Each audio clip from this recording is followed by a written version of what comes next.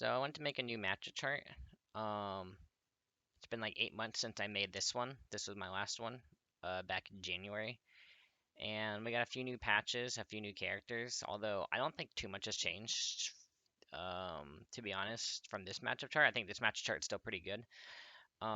Maybe the order of things have changed slightly, but for the most part, characters that are losing are mostly going to stay losing. Characters that are winning are mostly going to stay winning. The order might change a little bit, and I might be able to get a better insight on some of the characters, so like in the video explanation than I did last time. Um, but we'll see. I feel like I've gotten a lot more experience against a lot more characters after playing Wi-Fi. So Wi-Fi, you can just like kind of hit up any good players of that character and get experience, rather than if if you're just playing offline, you're kind of limited to your character experience in that region. Um, but we'll see. So, so most of my matchups, I'm mostly going to be based off, I just like not theory crafting, I guess, but yeah, kind of theory crafting. I'm not basing it so much on results, just what I think the character can and can't do in the matchup. So like even if Diddy's are doing well against Pikachu's, which I'm not 100% sure that's true, I'm not going to just put that as winning because I don't think it is a winning matchup. Um, just as an example. So my take on things might not be it's mostly based on yeah what the characters can and can't do, not necessarily what the players of that character are doing right now. So maybe like in time, one of the matchups on here, with more practice and more like more things being applied as both characters learn the matchup, or both players learn the matchup, who I overall think would come out as winning, if that makes any sense.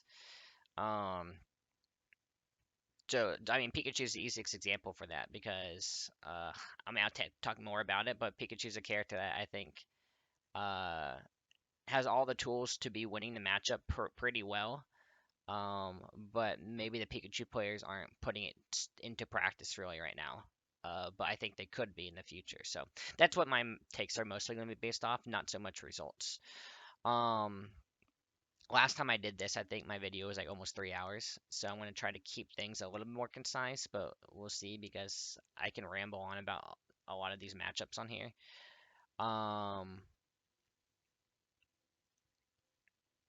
don't know if I don't think I'm going to do this all in one take this time either. Last time I did it all in one take, and it's kind of late right now, and I kind of want to do some other things before I go to bed. So I might do this in like 2 or 3 takes. I don't know. Just depends where we're at, like maybe after an hour or something. Anyway, so I'm gonna start. I have the character select screen pulled up, so I'm just gonna go based off of the order of the character select screen. So we'll start with Mario.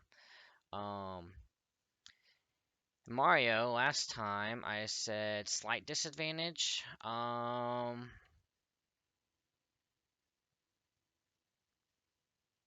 Slight disadvantage or solid disadvantage for sure. I'm not sure which one right now. I'm gonna I'm gonna go with slight disadvantage. This one's gonna be probably worse than it was last time though. Last time I had it like kind of in the middle, slight disadvantage. Now it's gonna be further in the end. I might move this later to solid disadvantage. It's tough to say. Um, I think Mario is just a character that can maneuver around in the air really well. Mario's airspeed is really, really, really good, and Diddy's is pretty bad. And I feel like Mario can take a lot of advantage in that. I mean, Mario's a character that lacks range and usually struggles with the range game, but due to his airspeed, he can kind of threaten you from like farther away. He can whiff punish you a little bit easier.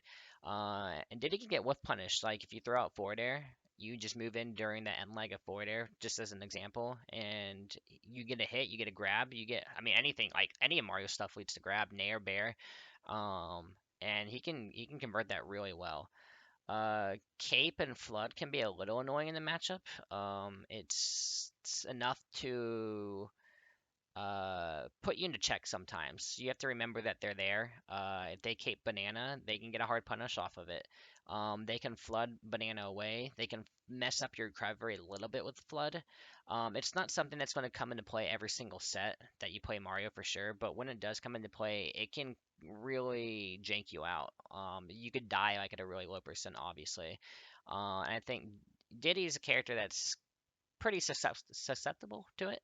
Um, that's kind of my take on the matchup. His airspeed to compensate for the range and our lack of airspeed um, makes things kind of hard. I think this matchup is probably harder than it was in Smash 4 just due to the fact that we lost a lot of our range in this game. So and that's where Mario is like kind of struggles in. He lacks the range, so that's why he kind of historically has done not so great against sword characters, is because they have this big disjointed sword to combat Mario's like not as disjointed aerials, right?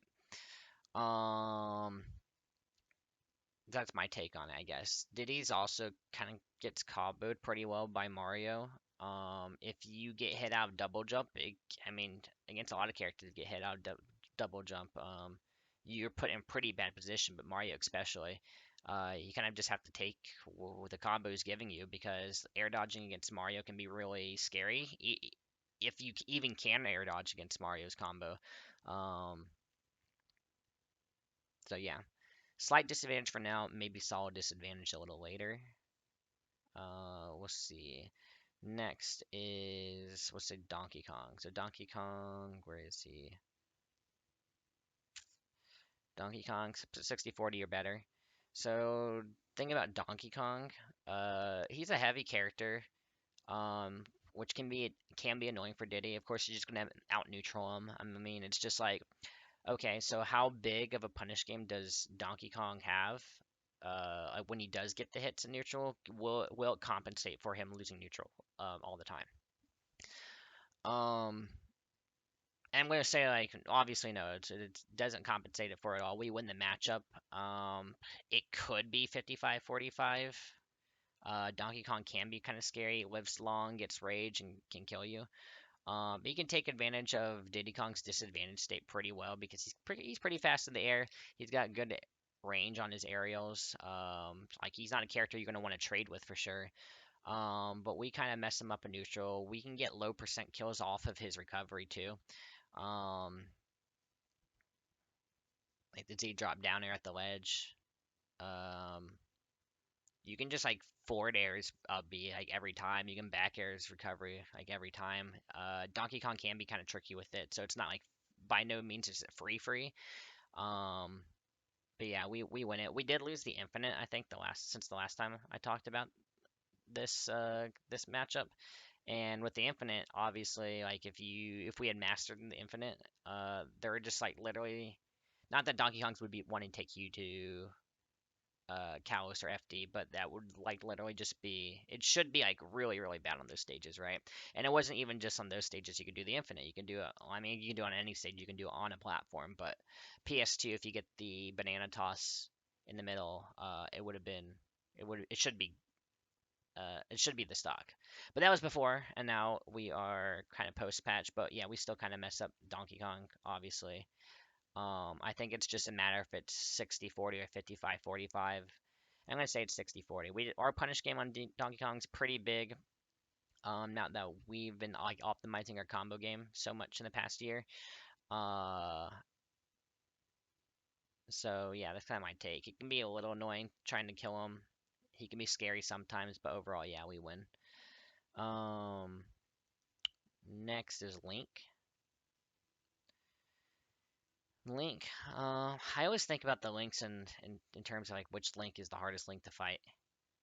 Although it's probably not the best idea since the links can all play really differently from each other. And where is he? This is alphabetical, right? Yeah, here he is. Okay, so Link 50. I'm gonna put 45-55 also. Um, I don't have a lot of experience in this matchup, so it is hard to say. Um, he could be 50-50, he could be 40-60, but for right now I'm gonna put him 45-55. Dealing with Link can also be really annoying. He's a heavy character. He can kill you early. And he's not like a big body for a heavy character, right? Like I was just talking about Donkey Kong, and our combo game on Donkey Kong can be really disgusting because he's a big body. But Link, he's not a fatty, right? So he kind of has the advantages of being heavy. Uh, can kill you early without having the disadvantage of being a big body character. He also has projectiles, which projectiles can be really annoying for Diddy. He can really make it hard to pull Banana out safely with bombs and boomerang to threaten you at a range. Um, so even if you do get a banana out, he's usually getting a bomb out, and that can be annoying to deal with because if I the bomb blocks banana because that's a hurt box on it sometimes, so that can be kind of annoying to deal with.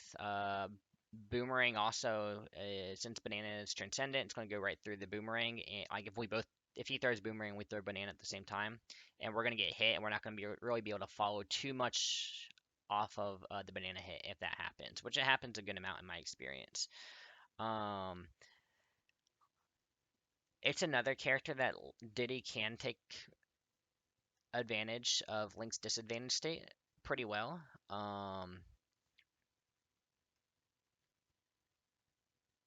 And you can kind of mess him up for being there, which makes me think that it could be better. But at the same time, like Link's neutral versus Diddy neutral in this matchup, um, it can be really annoying to deal with. So, yeah, I don't have too much to say about Link because I don't have a lot of experience with the character.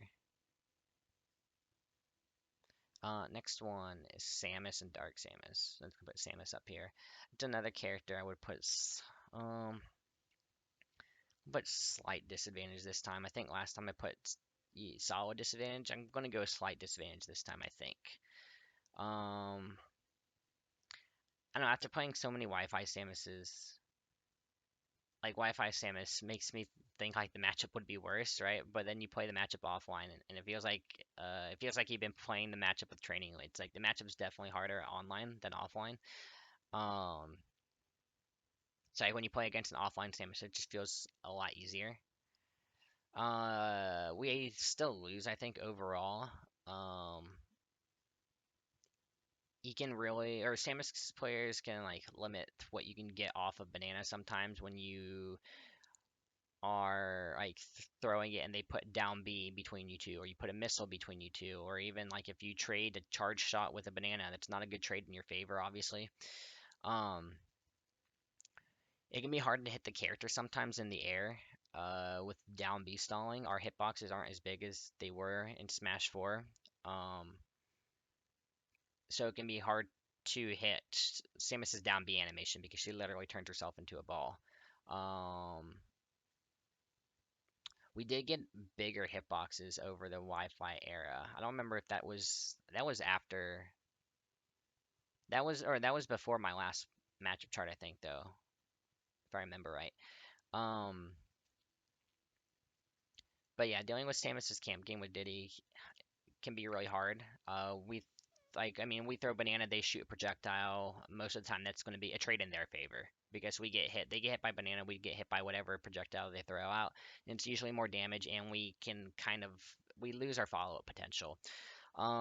Anytime you have these trades with banana and a projectile where you hit them with banana, they hit you with projectile, a lot of times you can still follow up with up B, but it's more of a tech chase. So you kind of have to read their get up timing, which a lot of people don't really expect. So you can get a little out of it sometimes, but yeah, she's also a floaty heavy character, and that's annoying to deal with Diddy. Like you have a hard time killing her, and you have a hard time comboing her a lot of the times. Um, so kind of when you are hitting her in disadvantage, you kind of just don't want to let her get stage control. If you can keep her in the corner, that's great. She has a pretty decent corner game, but she's not going to be able to really or she can mitigate the damage she takes in the corner, but she's gonna have to eventually get the hit while she's in the corner, and it can be hard for her to get out of the corner against Diddy. So that's kind of my take on the Samus matchup. I think we lose. Let's see. Worse than Link? Yeah, I'd say worse. It's worse than Link probably. All right. Next one. Yoshi. So Yoshi, last time I put that slight disadvantage. I was about to put it even last time, I remember, and I convinced myself as I was talking about the matchup to put it slight disadvantage. I guess I'll still put it slight disadvantage.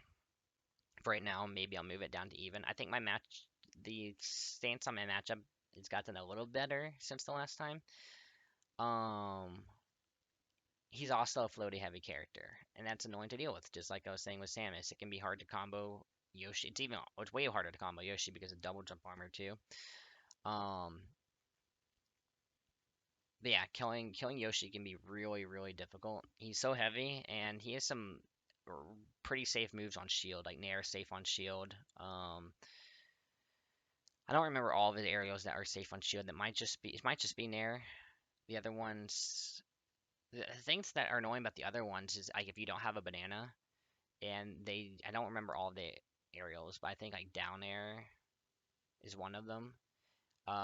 You can't like punish it on shield if you don't have a banana because forward air and back air get low profiled by the animations of landing or the landing lag of down air. I think it's down air, which can be annoying. His tilts too. I think forward tilt gets low profiled by forward air and back air, and forward tilt is kind of a Yoshi's combo starter. Um, and dealing with eggs can be annoying. It's just, I mean, Yoshi's a character that plays in the air most of the game, has really good airspeed, and it can be hard for Diddy to catch that. So Yoshi doesn't have to play around the banana too much because how much is in the air and how safe a lot of the stuff he has is on shield. I guess I'm specifically thinking of Nair, but yeah. Our good things in the matchup are that Diddy can actually keep Yoshi in disadvantage pretty well, I think, because of neutral air. If he's above you and trying to land, and you just like short hop neutral air when he comes to the ground, that can be hard to deal with Yoshi. And getting hit out of double jump with Yoshi can be kind of devastating because like forward air and back air can just beat out their up B when they try to up B back to the stage, for example. So Diddy actually has a pretty solid time like keeping Yoshi at disadvantage like once you hit him out of the jump. Um, yeah, I think it's just kind of the call outs on what he's going to do in the air that can really turn the favor in or turn it into our favor in the matchup. Um, yeah, I think that's mostly it. I put this matchup here because how hard it is to catch Yoshi and how hard it is to kill him sometimes. Next is Kirby. Kirby is a character I have like little to no experience in, but I'm going to put it 60-40 for now. If it was 55-45, I could see it. I just don't have a lot of practice, so a lot of my a lot of my thoughts on this is just kind of mostly theory crafting, kind of using past game data to say it. Kirby's a slower character, so Diddy can kind of run away from Kirby pretty well. When Kirby does get a hit in, it can turn into a lot, but Kirby has to get in first. So Diddy can kind of run away from Kirby pretty well. Kirby's just like really slow in the air, on the ground. I think decent to bad speed. I think if I remember right. Um, you can get a kill pretty early in Kirby if if you get a banana at a or like 70%, just depends on where it's at, right? So Kirby has to playing or Kirby can be kind of scary as Kirby to play against Diddy like at 70% near the ledge, just because there's always a chance you get that banana forward smash at the ledge, and you kill him at 70 because Kirby's a lighter character. Um, yeah, my monkey flips in the matchup are kind of free. Like high monkey flips. Like Kirby can't really do a lot of it. At worst, you're going to be in the corner. And you can just full hop monkey flip to the other side of the stage from the corner too. So full hop monkey flip in the matchup is kind of big. You can just run away from Kirby. Um, Kirby can low profile a lot of things, so that's the thing that can be kind of scary because like let's say you try to punish Kirby, Kirby's something on shield. Kirby's pretty safe stuff on shield, but you try to punish it with banana or forward air or back air out of shield or something, and it's gonna get low profiled most of the time. Well, forward air or back air, not so much banana maybe.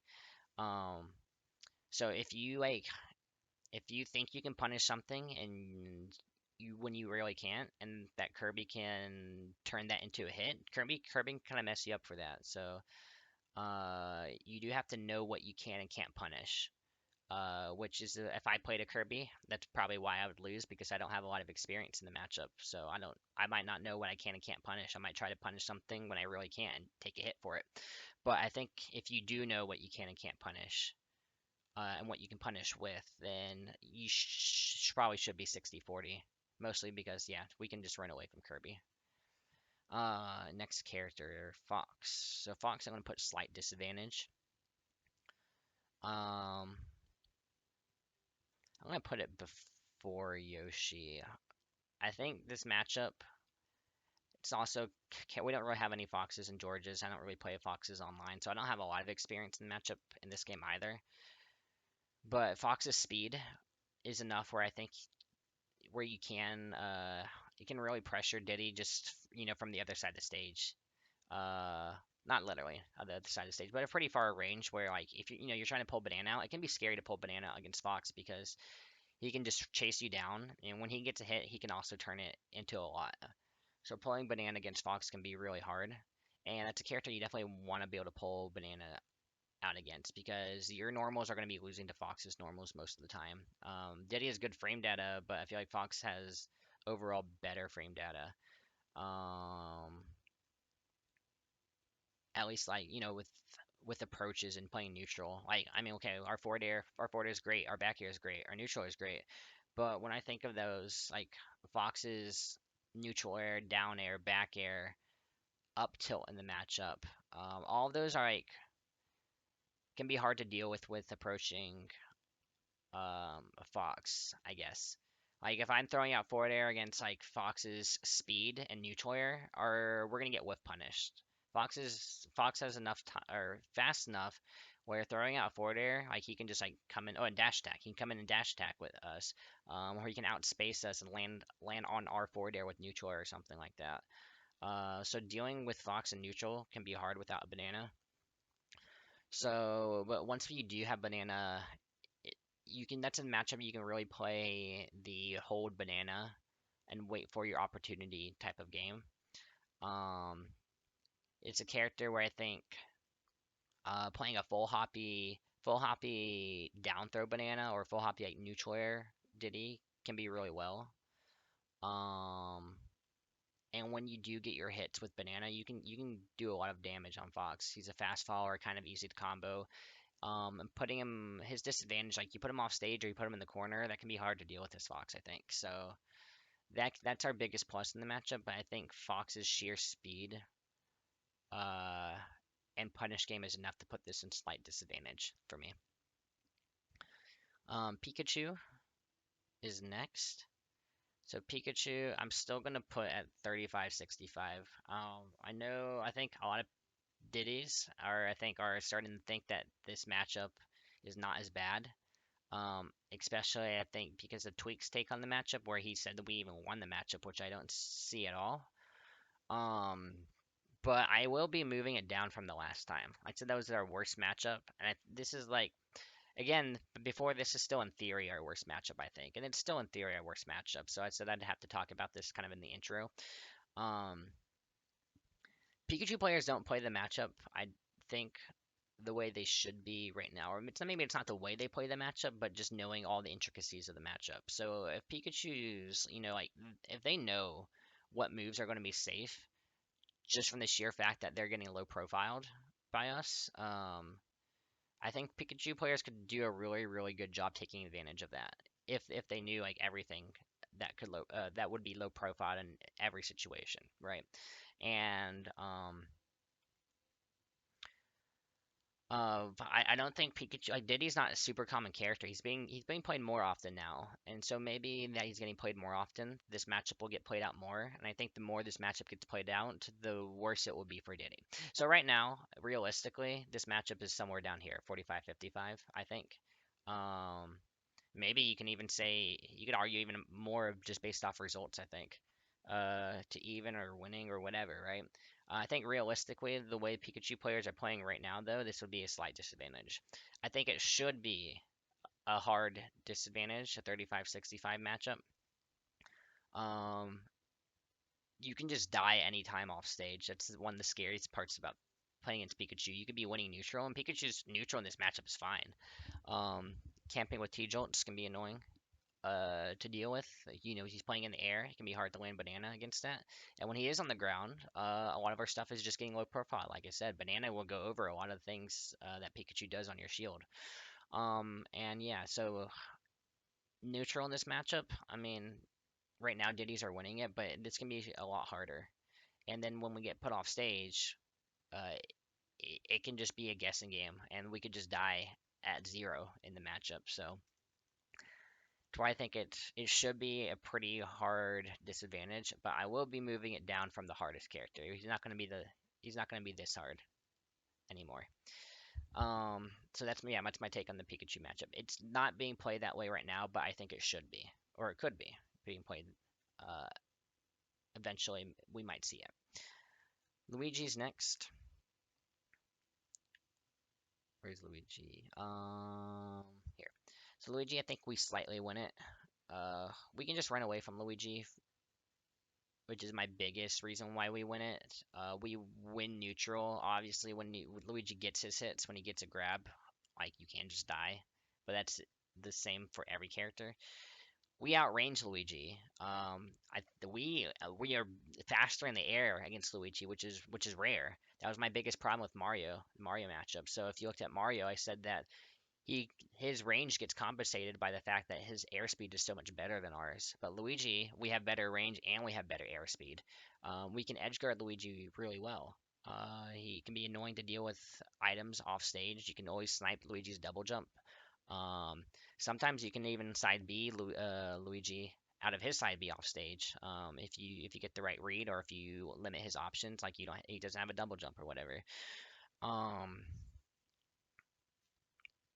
Getting hit by Fireball, or trading with Fireball with Banana is not bad at all in the matchup. Like we have better range with our projectiles, which is also kind of rare. Like if you look at a character like Samus or Link, the projectile range is better for them, but for Luigi, it's another character where our projectile is just going to outrange Fireball. Um, when he gets his hits, obviously he can do a lot with it, but it's a character where you can just monkey flip high a lot of times and he can't really chase you too much.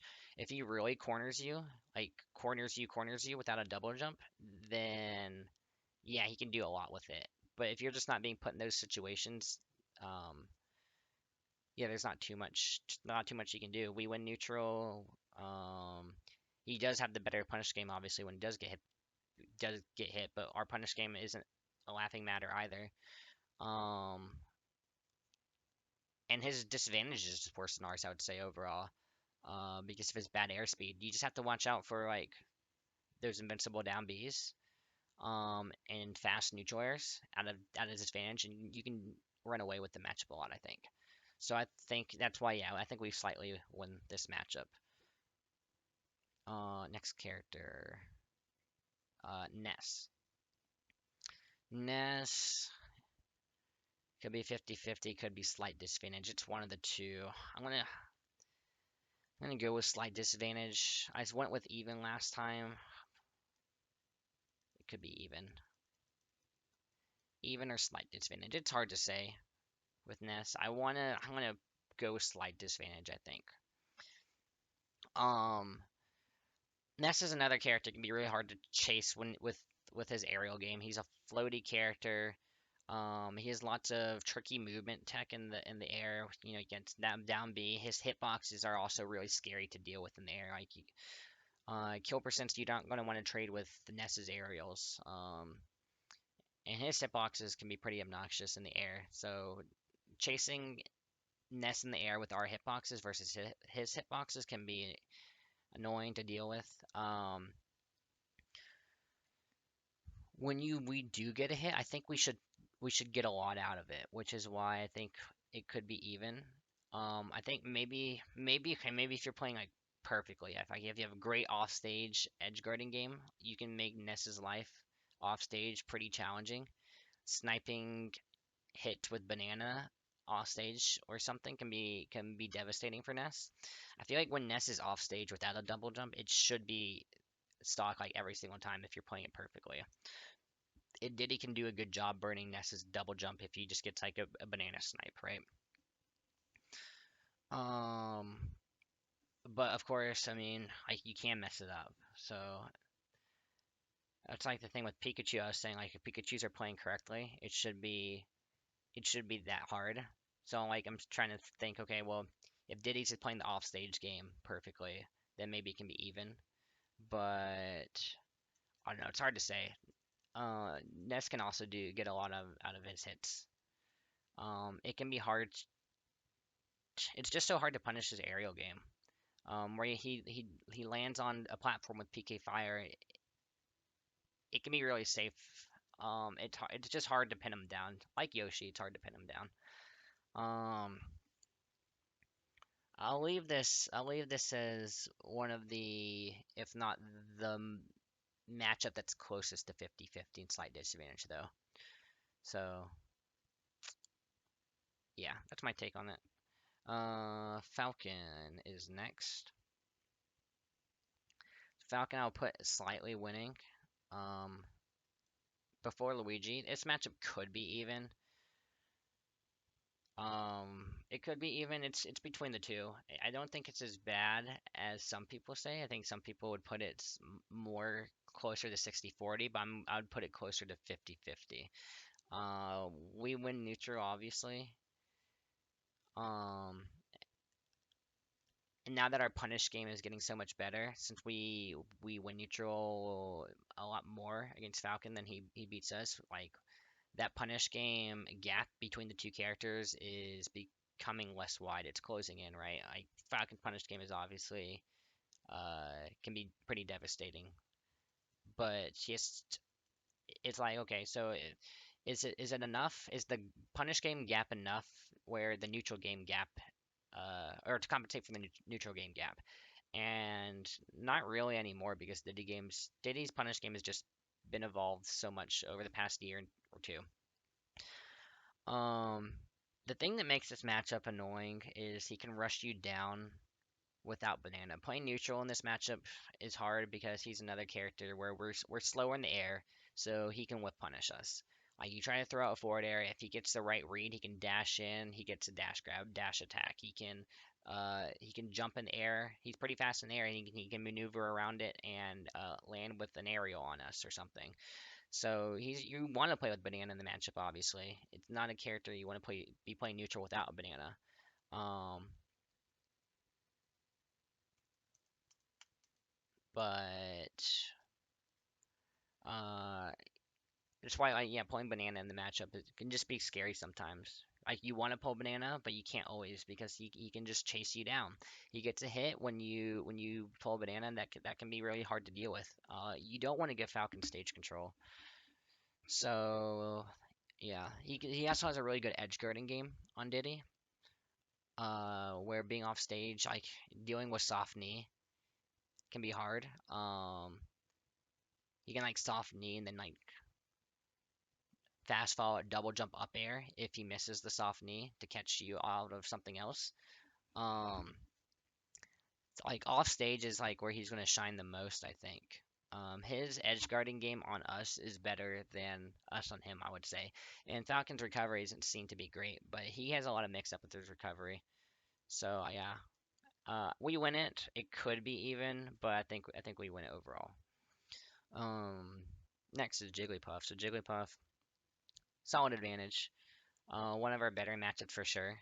So I mean, if we hold shield, we kind of just win. I think Jigglypuff can whittle down your shield, play around your shield a little bit. And if he gets a hit, and he takes you off stage, Jigglypuff can do a lot with it. But for the most part, I don't think that should be happening too much. So like you can throw out forward airs, you can throw out back airs, and Jigglypuff has great airspeed. But I don't think the frame data on Jigglypuff's moves is enough um, to give her that airspeed advantage. Um, we outrange her too much. Uh, yeah, we just outrange her too much, and we have better frame data. So the airspeed game on Jigglypuff isn't enough to compensate for that, I think. Let's see. Yeah, I mean, if she gets a hit, she can do a lot with it off stage. But overall, we're gonna be winning neutral a lot more. Um, we can get kills a lot easier. It's like she's lighter than Kirby, for example, and she's not gonna be low profiling things, many things as Kirby. We have better frame data, or for Kirby has better frame data. I mean, and so dealing with Kirby's frame data, boxing game can be annoying, like down tilts and stuff. And Jigglypuff doesn't have that. So we kind of have the benefits of her being a light character. Uh, that we can kill her really early, and like she's not low profiling things as much. She's not doesn't have the frame data to keep up with the boxing game. So we're gonna be winning like with down tilts and stuff if she's on the ground. So yeah, it's one of our better matchups for sure. Um, I mean Jigglypuff can win it. Uh, but she just has to get those hits. Those hits and do a lot with it off stage, I think. Next is Peach. So Peach, I still put slight disadvantage. Um, where on slight disadvantage? I'd put her here, maybe. Yeah, I think this is a good spot. So Peach, um, it's another character where we're gonna be winning neutral, but she is the better punish game. And it's like, okay, is it enough? Is the punish game gap enough to close the neutral gap? Well, I think it is. It's not actually so much the punish game. It's Peach's neutral is like a good Peach's neutral is really good. Um, so like it's like you might ask like how does she get in on stuff, but her movement's just so tricky in the air with float cancels and stuff. Um, she has some pretty safe aerials on shield too. It's not like she hits our shield and we can just banana her to death or something. Her back air is safe on shield, her neutral is safe on shield. Um, her forward air might be, I think, right? I don't know. Um, if she spaces her forward air, I think if she spaces her forward air, I think it's definitely safe from banana toss because then the banana has to travel a little further. So yeah, I mean we win neutral, but her neutral can be really tricky to deal with sometimes. Um, she can kind of float above our short hop forward air range, and back air range, which is what she's going to want to do, and in that range it can be hard to deal with. Um, if she's floating, if she like does short hop float and floating in that range, then yeah, we can just like box her out with forward air and back air, neutral air, or whatever. But when she goes above it, that's the part that makes it hard. She's like floating above it, and then she like lands in your shield with an aerial, a safe aerial, and that can be tricky to deal with. And she has pretty good cross up potential too. So like she lands behind us, and landing behind us is even slower for banana toss backwards. Banana toss backwards frame 9, and forward toss uh, with bananas frame 7. So she lands behind you, that's going to be harder to deal with. We can do Z drop if she doesn't space the move at all when she lands behind us, which can happen because Peach's aerials like back air and neutral don't have the most range. Um, but I think even then, back air and neutral air might have less a shield disadvantage than to be safe from that. I mean, we can check it real quick. The thing about it is that it's going to be worse when it's stale. That's something I've been thinking about a lot more lately. Is as stocks go on, we should have an easier time in neutral. It should be harder to deal with things on our shield because things are going to be more stale. So yeah, -2, -4, so that's pretty safe. I mean, if you get the -2, -4, I guess not, but you have to be perfect with it. You'd have to have literally the perfect Z drop for the -4. Um, Of course, she has to land perfectly with her neutral air too, so it can go either way. But yeah, I think neutral air for the most part is going to be safe even from Z drop. Let's see, forward air -8. Yeah, so that's going to be hard to deal with. I mean, you can hit her with forward toss, but you have to be perfect with it, and she has to be perfect with forward air too. But even that's if it's not spaced. If it's spaced, the banana has to travel a little further. It's going to have to travel a few frames to get to her. So, back air, yeah, it's pretty safe. Up air, I didn't even realize up air was that safe on shield. I don't think you're gonna have to deal with it too much though, because look at that hitbox. It's pretty much always above her. And then down air, actually, I didn't know down air was that safe. So yeah, she can play around Diddy's shield pretty safely, I would say. Um, so the neutral game gap in this matchup is not as big as I think you would think, because everyone thinks like what Diddy wins neutral against like every character, which is obviously not true, but it's just what I feel like how people feel about the Diddy's neutral. But Peach is neutral in this matchup. It can be hard to deal with, and her punish game is also hard to deal with. Dealing with Peach off stage is also really hard to deal with. Um, you have to be really careful about your recovery. Peaches have to know how to deal with Diddy's recovery, but sometimes if you hit Diddy in the right way, it's just a free stock because of down airing barrels, which is not as um, rare as it might seem, I think. So yeah, I'd say overall we lose the matchup. But it could be even, but I think we overall lose. Yeah. Uh, Next character is Bowser. So Bowser, I think we still lose this matchup. But where do we lose it? It's hard to say for me still. I have a lot of experience in this matchup. Um, Lots of Bowsers in Georgia. My training partner DRN, he plays Bowser. And I used to play this matchup with him a lot during the first few months of Ultimate with him. But he stopped playing for a while, so we didn't play as much. Um, but he started getting back into it, so we've been playing more often. But I think we overall lose the matchup. Even though like I mean, Tweak versus Leon happened recently, where Tweak kind of decimated Leon, but I don't think Leon, when I watch him, it doesn't look like he knows the matchup. So, where do I want to put this, though? I'm gonna put it here. I think. I think I'll put it here. A little harder than Yoshi, easier than Peach, or it could be. It could be harder than Peach too. Not gonna worry about it too much. They're on the same level.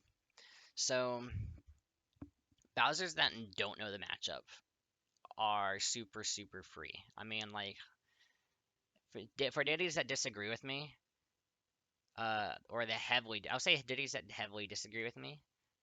I feel like they're playing against Bowser that just don't know the matchup. I'll say that. I call that out. Um,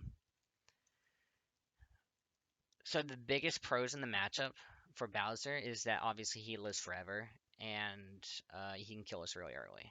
But we're gonna be winning neutral, right? We're gonna be winning neutral most of the time. That is true, but Bowser's normals in this game are better than they've ever been. Um, his combo game is like better than it's ever been. Also, neutral air is kind of be really annoying to deal with. I mean, he hits you with neutral air, you can take up to 30 damage for a neutral air. Not that, I mean, you're probably not getting all hits to the neutral air every time, but sure it can be. But he does falling neutral air that can combo.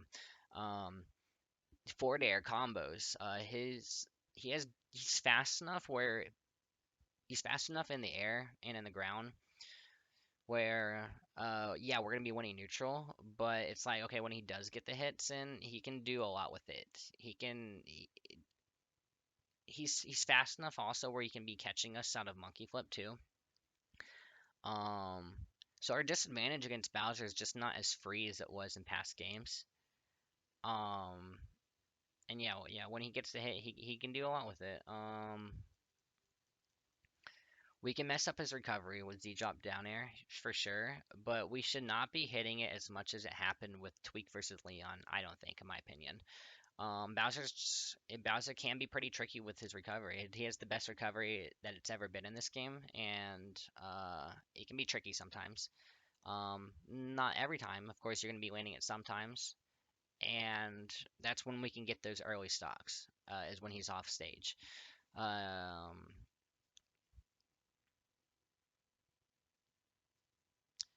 Chasing him in the air can be scary sometimes. You don't want to trade with back air or down air or down B if he wants to go for the down B. Fire Breath can be a little annoying in the matchup because sometimes you have that banana in your hand, right? And he's in that position where banana should be like such a free hit on him. It's like the only thing what we can do that we can punish him with.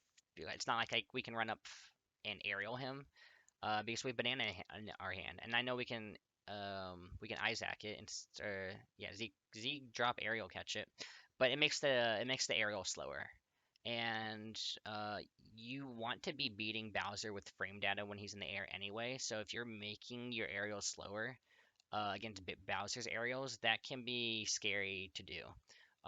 It's not always really worth the risk of making your aerial slower so we can hit our aerial against him because his aerials, yeah, like I said, it can be devastating. You get hit by a back air at 70 and you can just be dead. Um, Fire Breath has Edge Guard can be also annoying to deal with. Um, a lot of times you can go through under the stage with it, but sometimes you're playing on PS2, Kalos. Well, you're probably not playing Kalos in the matchup. They're probably banning that. But you're playing on PS2, for example, you don't have the option.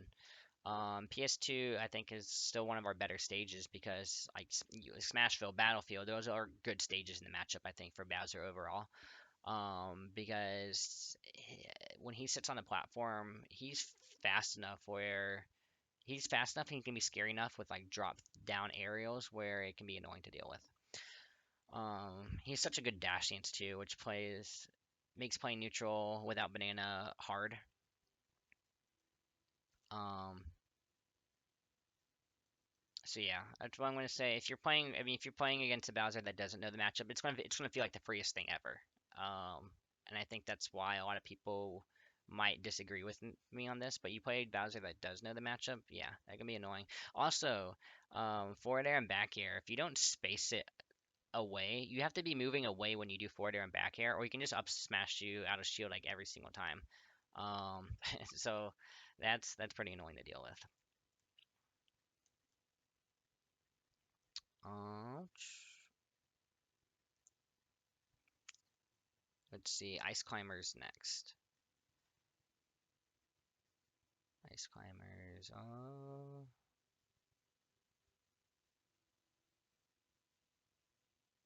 Where are they? I'm probably looking right at. Oh, here they are. Okay, I think we win against Ice Climbers.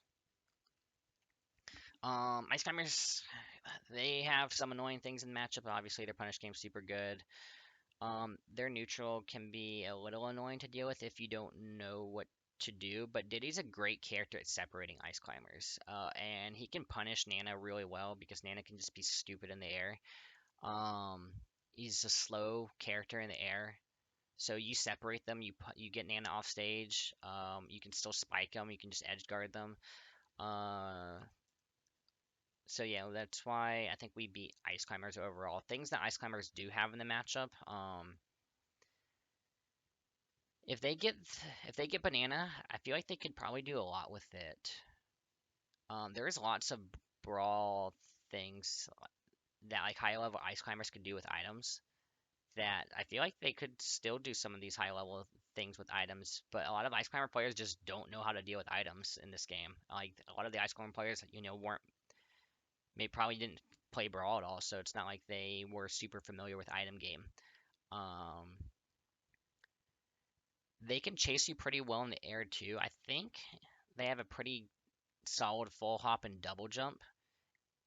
So if they full hop, double jump up air and stuff, it can be kind of scary to deal with monkey flip. But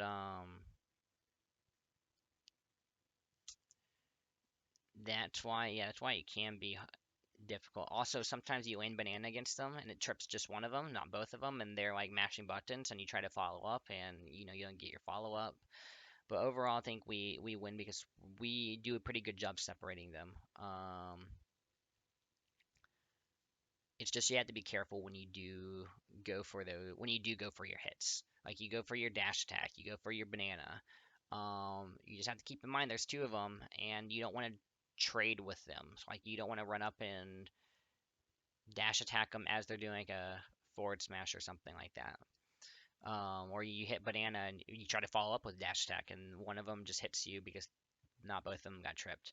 We do a really good job edge guarding them too. You snipe them out of side B or up B, um, and you're usually killing at least one of them, I would say. So yeah, that's kind of my take on ice climbers. It could be even because ice climbers can just destroy you. I don't know. It's not like I have a lot of experience in the matchup in this game, but like ice climbers can be scary to deal with. You know, they get those grabs and they just kill you off of it. So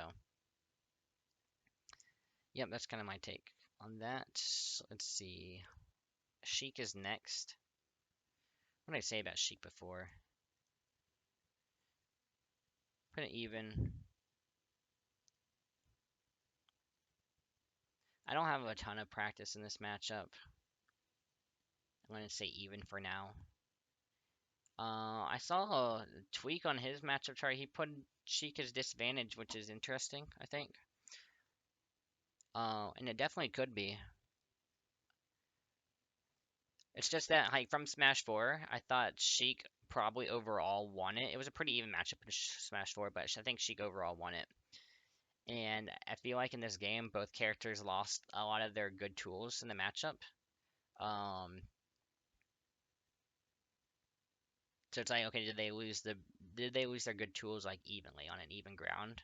And if so, then it should still be slight disadvantage. But I'm not sure. I think it's pretty even, I would say, in this game. I could see slight disadvantage because I'm not super experienced in the matchup, so I'm not surprised. I could see slight advantage too, I guess.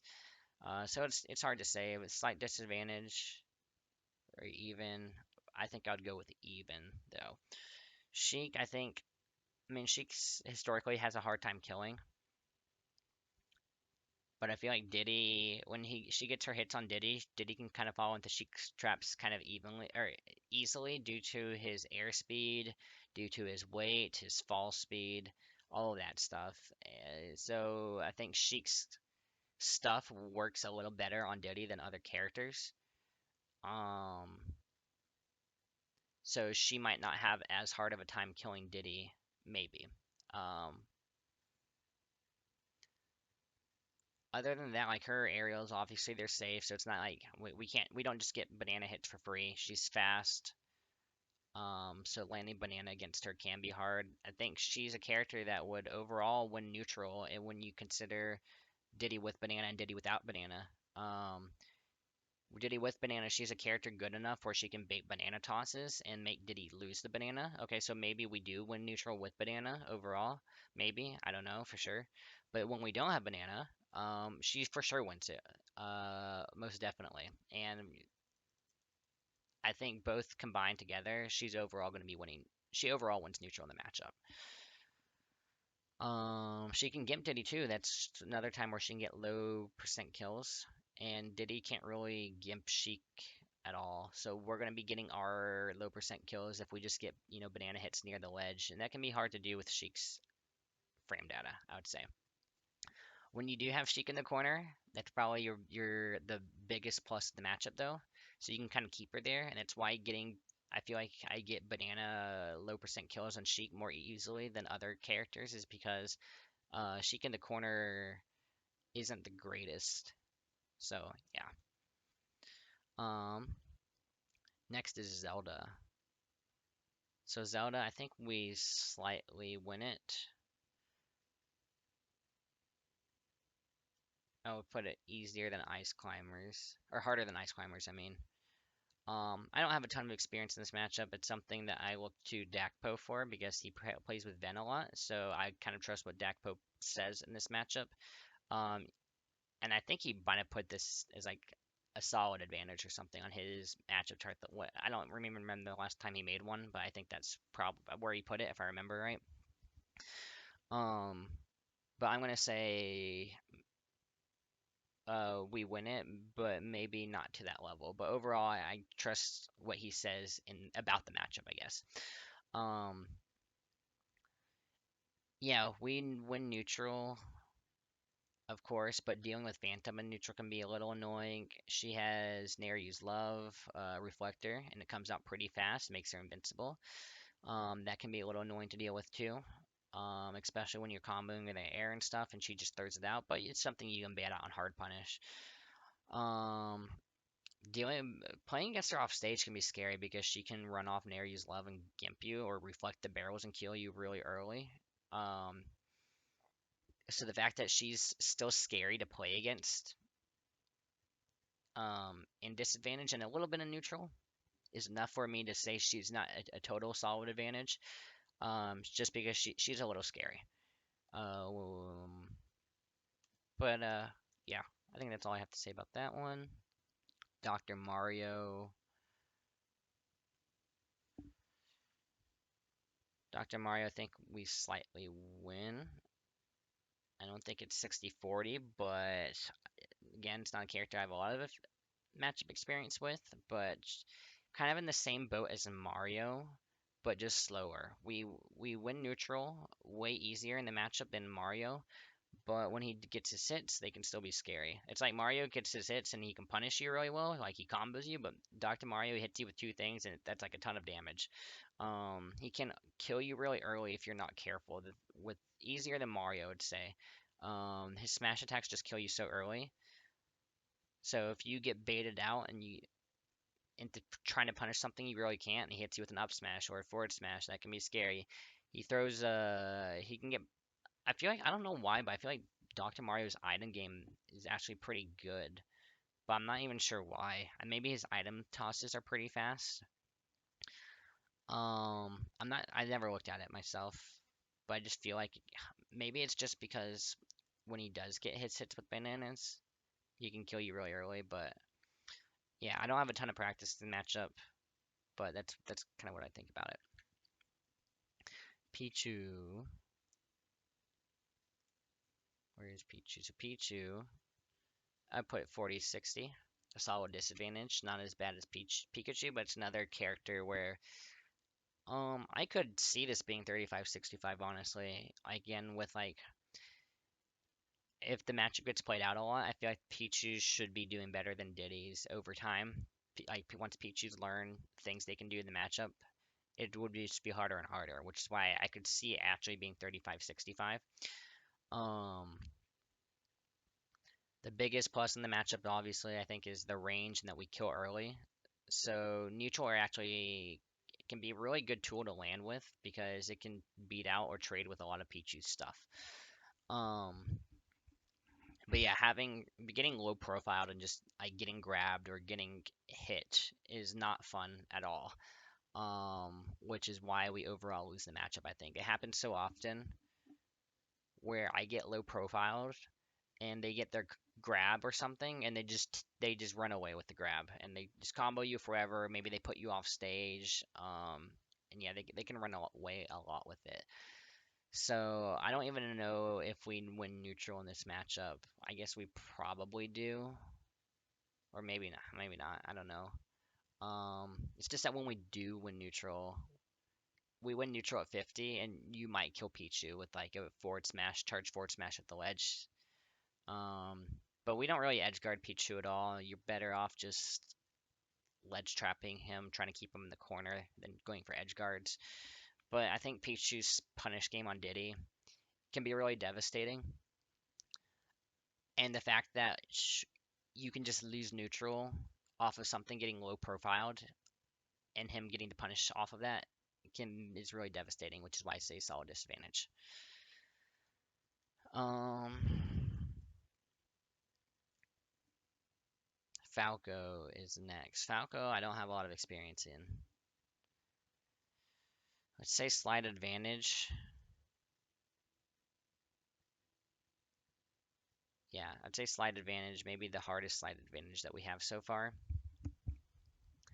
I haven't really played against Falcos either since Falco got some of his buffs, I think like a couple patches ago. But overall, I don't have a lot of experience with this matchup. It's just, I guess we should be winning neutral, right? But he has Reflector, and that's annoying to deal with. He gets his hits, he combos us, but neutral can be annoying. I don't have a lot to say about this matchup, but I think we just win neutral overall. But it can be a little annoying with Reflector sometimes. He's a character that I think that when we got the Infinite removed, but our hitbox is buffed, this is a character that it came into play against a little bit bigger than the other characters. You can forward tilt two frame a lot of his up. I think some of his up B angles. I don't know if every single time, but I know you can do it. You can forward tilt against side B too if he recovers a little too high. So I think we should just be. Our punish game can be kind of devastating on Falco, even though he has a good punish game too, and we win neutral overall. So that one will keep kind of short. Marth and Lucina, I don't have any experience against Marth, so I don't know if that matchup really changes at all or not. So I'm just gonna put Lucina in here, and leave Marth off. Lucina, they say slight advantage or even. I guess I'll go with slight advantage, but very, very slight advantage. Last time I put Lucina as even, and it could be even too. So I'm right away. Lucina is already taking Falco's spot of being the hardest slight advantage character, I think. I feel like there's like this misconception that Diddy just does well against sword characters just because they have a sword and like we have banana, and that somehow banana just beats sword for some reason, which yeah, I think that's just a misconception that people carried over from past games. Um, Lucina's just safe enough where she can play around banana. It's not like she hits your shield and it's free or anything to get banana hits. I was just talking about this yesterday with the player, and um, yeah, I mean she can play around your shield even when you have banana in your hand.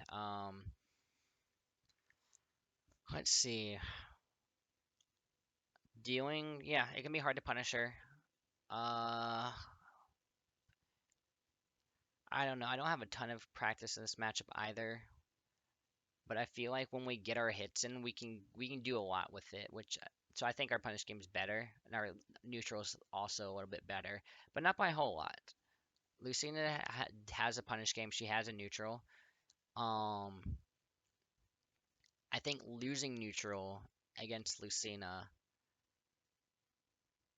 can be hard sometimes because when she puts us at a disadvantage, she can chase us pretty well with her hitboxes. She can chase us off stage, and she can play the neutral game with Diddy.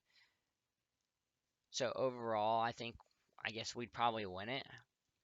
Yeah, but it's not easy at all, and it could be even, I think. And then is Young Link. So Young Link,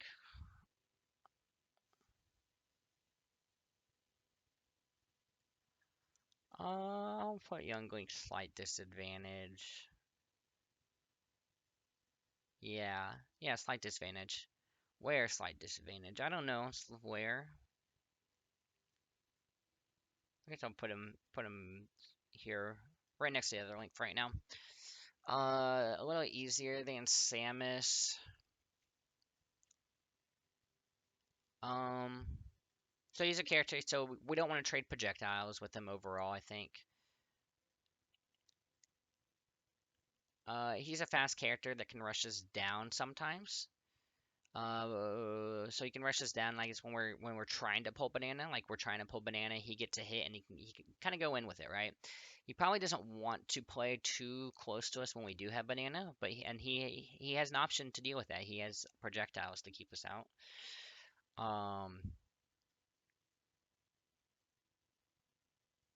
I feel like when we get our hits against Young Link, they can be kind of devastating. I think I have an easier time fighting Young Links than Links. But I think Young Link would overall be harder though. I think I just don't have experience against Link, but I might be wrong. Link could be harder than Young Link.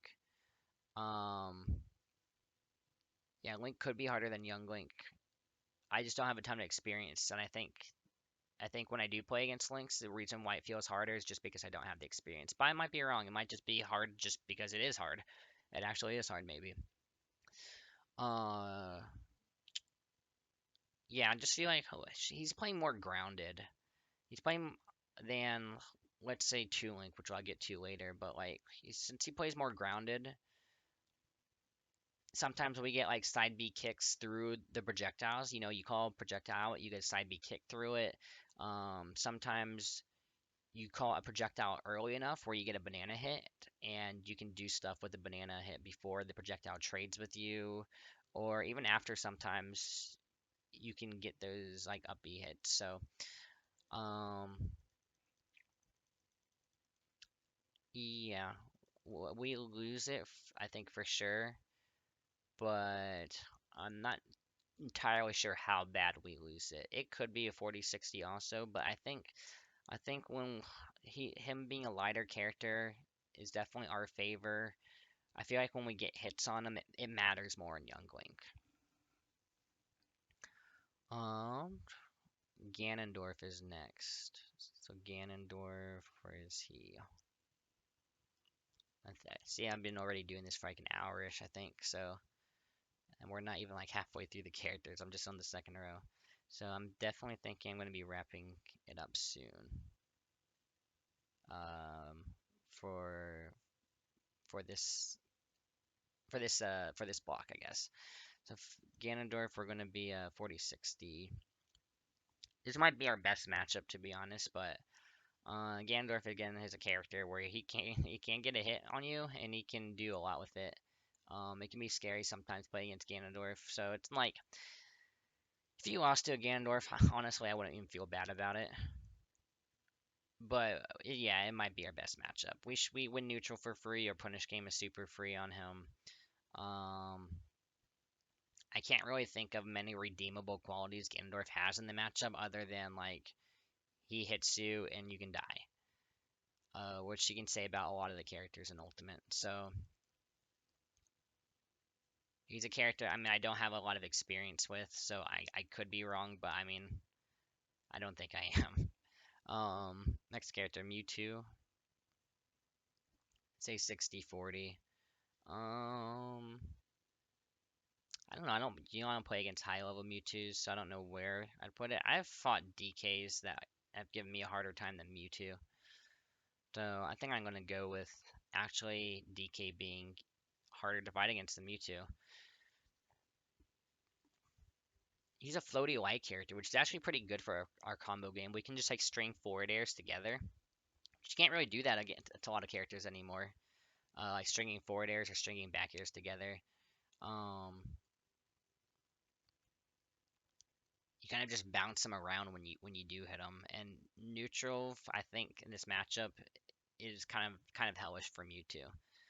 He has to kind of play around you with the shadow balls.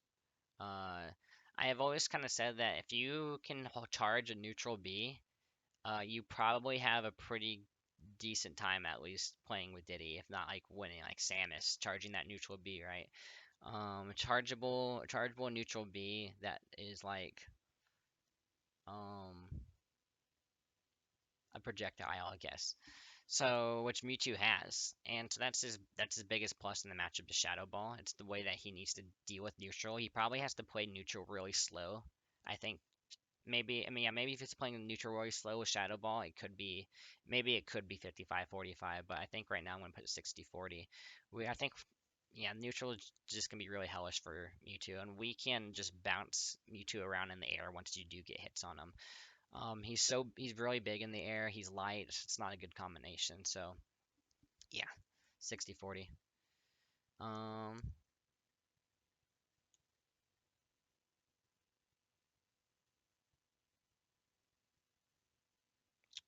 let's see. I'll keep going a few more characters. Roy is next. So Roy, I'm gonna put as even. Hmm. It's even or slight advantage. I'm not sure which one. I think I'm gonna go with even though overall. I have a lot of faith in Roy as a character. Actually, let me go ahead and do this. I'm gonna go ahead and put Diddy even 50-50, obviously. Um, I like putting Diddy here so that way you have a frame of reference since I have something ordered. This is obviously going to be the most 50-50 matchup in the game. So anything to the right of this is going to be a little bit easier, and everything to the left of this is going to be a little bit harder. Um, but overall is going to put 50-50. The reason so I know Roy's don't like this matchup. Um, yeah, Roy's don't like the matchup. But I'm still going to say it's like a hard even. Like I'm thinking back to Lucina now. See, the way I think about with Lucina, I guess I'm going to put a little bit more input in the Lucina stuff, is Lucina, it could be even, but Lucina has to work harder than Diddy, I think. She has to work a lot harder than Diddy. And I'm kind of thinking about that with Roy, at least in neutral. Roy has to play neutral. It's a harder game for him in neutral, but he can do it. That's the thing. So is something just being harder enough, to put something more advantage or less advantage? I don't know. I don't really think so because he has to work harder in neutral than Diddy. But if he does, then it's fine. Playing neutral is fine. Um,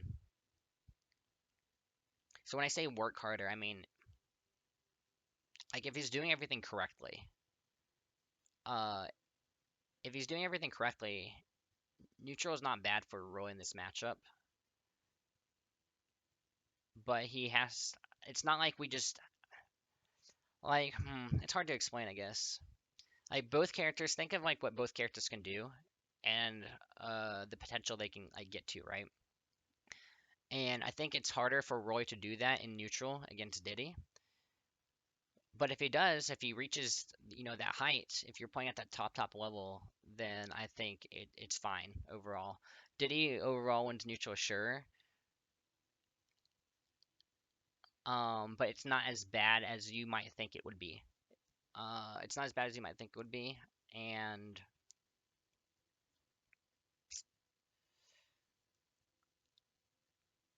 um, hmm. Yeah, it's hard to put in words what I'm trying to say. Um,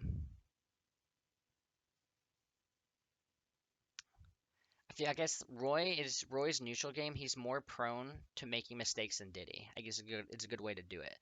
If both players or if neither players are making mistakes, it's fine. But of course, you're going to be making mistakes, right?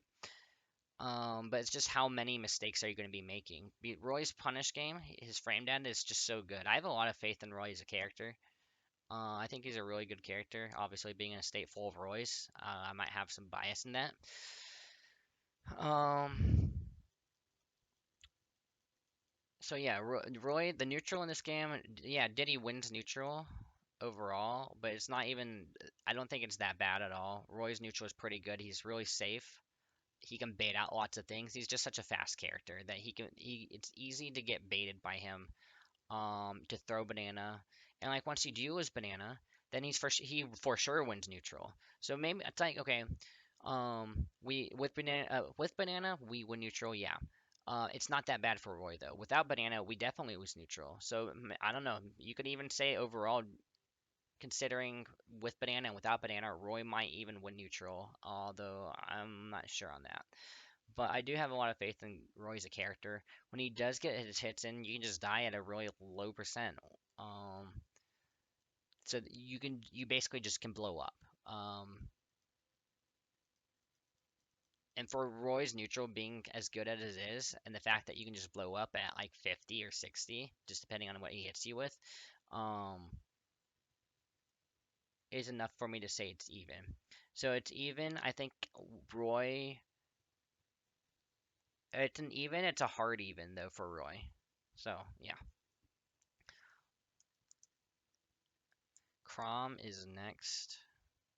Chrom, I do think we win, and it's kind of going off the same thing as what I was saying with Roy, though.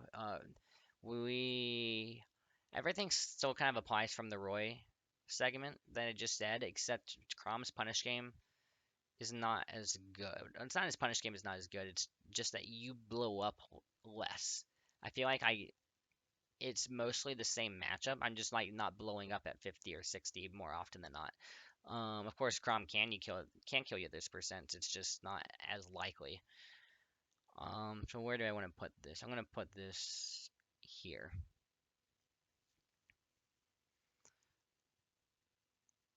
Game and Watch.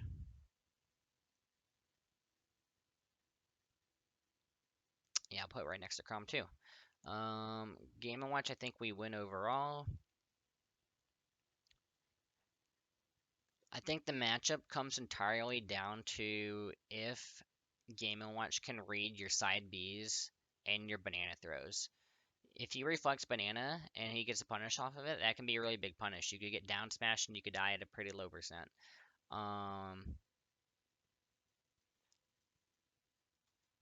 He keeps you in disadvantage really well. He often forces you to ledge or corners. And if he keeps that stage control and runs with it, that's when it can be hard for Diddy. But Diddy just overall wins neutral, I think. But you just can't get predictable with your side Bs. If you get predictable with your side Bs, he can also just blow you up for it, which is nice. Diddy can barrel into sausage or bacon or whatever it's called a lot of the times too, if you're to the left of him. And that's kind of a free up B into sausage, so he can't like wedge trap you with bacon or sausage on the left side of the stage. So that's nice. Yeah, so I'd say we slightly win it. Next is Meta Knight. I think Meta Knight we 60-40 or win. Not sure where. I think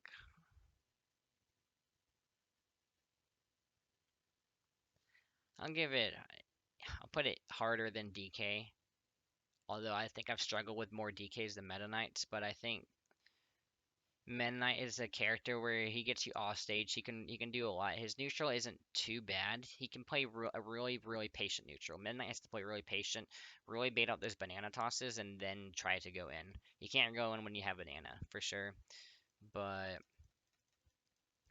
he has a punish game. He gets you off stage. That can be hard to deal with.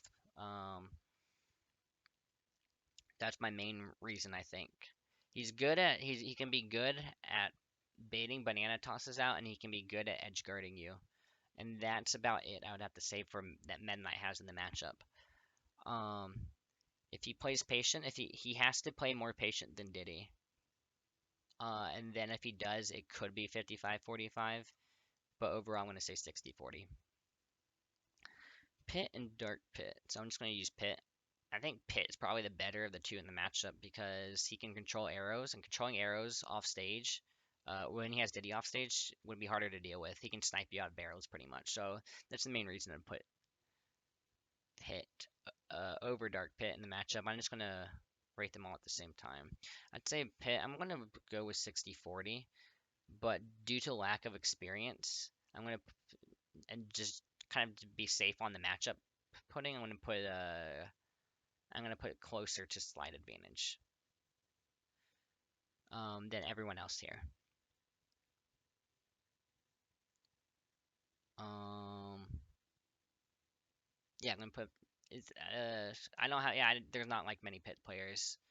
I think we win neutral probably for free, and kind of like Mewtwo, he's kind of floaty, so you kind of bounce him around in the air. He's a character where you can string your arrows together really well with. Um, I think he has a pretty good combo game from what I know, but I just don't play any pits, so I'm really inexperienced in this matchup. So I think we do probably just win at 60-40 just because we out neutral him. Our punish game is probably better overall. He can maybe kill you earlier because his smash attacks are pretty strong. Or he can hit you off stage with something. But I think our punish game is better, our neutral game is better. So I'm going to say 60-40 for Pit. But I could totally be wrong about that. Um,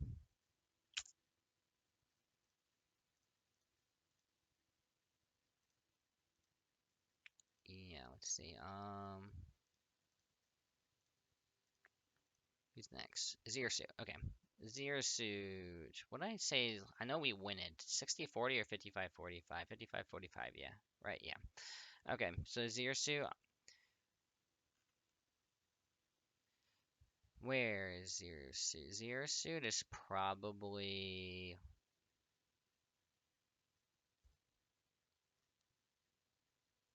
Hmm, let's put her here. Yeah, I think that's a fine spot, I think. Zero Suit. She's a fast character, safe, a lot of safe moves on shield. So it can be hard sometimes to land the banana on her, but overall, our stray our stray hits overall beat out her stray hits. Her punish game is not as devastating in this game as it was in Smash 4, but it can be devastating. Um, she hits you sometimes, she runs away with it. So her disadvantage is better than our disadvantage. Like when we're in disadvantage, she can do way more with it. She can chase us down in the air, super good jumps heights, super fast, can catch all of that. And when she's in disadvantage, she kind of has down B for free, and her down B and disadvantage is better than our side B and disadvantage. Um,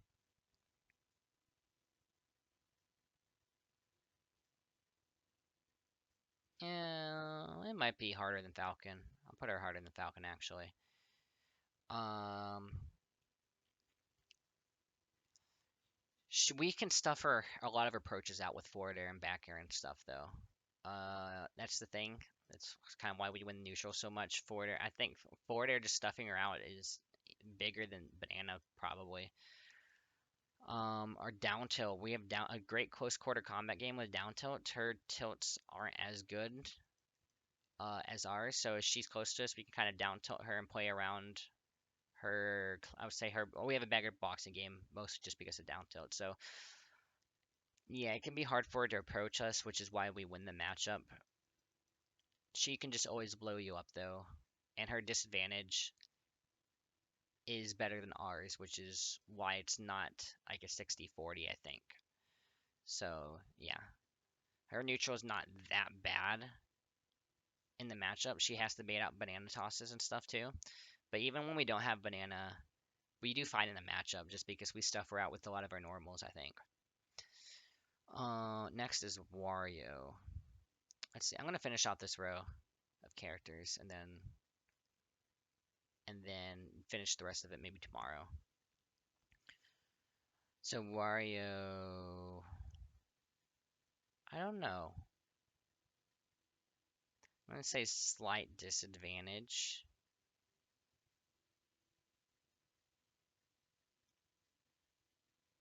But it's getting closer to even for me. Wario did get nerfed over since the last patch. I'm not entirely sure how bad the nerfs hurt Wario. I just know he has a harder time getting waft because up tilt the waft is a little harder, but that's about all I know. But I think Wario playing around in the air so much, it can be hard to pin him down. He's a heavy character, not good, and he can kill you early. Um, his neutral in the matchup is just trying to bait Banana out, and some of his stuff can be safe. So he's a really good character at baiting things out, and he has such good airspeed that he can land behind us whenever he wants. And so if he does land behind us with Banana, frame 9 back throw, it's harder to land. I'm probably not punishing Wario's landings behind me, with unless it's like a Z drop out of shield, which can happen because he doesn't have too much range. But because of his airspeed, he can just drift away from us. I think far enough away where Z dropping banana isn't going to shouldn't be happening as much, even though he does lack the range. Um,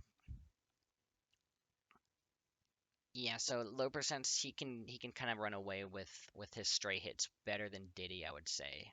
Like he has a lot of moves at low percents that just start comboing way easier than Diddy. Like Diddy's pretty much just I land banana and I can land straight banana, I can run away with it. But he can land like straight up air, right? Forward air, I think even can start combos. Neutral air, obviously. A lot of these things, Wario can just run away with getting low early hits and do like 0 to 40 to 50 on you. Um, and then sometimes kill you for that if you have waft, or if he has waft. Getting in can be challenging for Wario, but that's why he's playing the bait banana toss game. I'm gonna bait you to do something, bait you to throw the banana because I have such good airspeed and pretty good frame data. Um,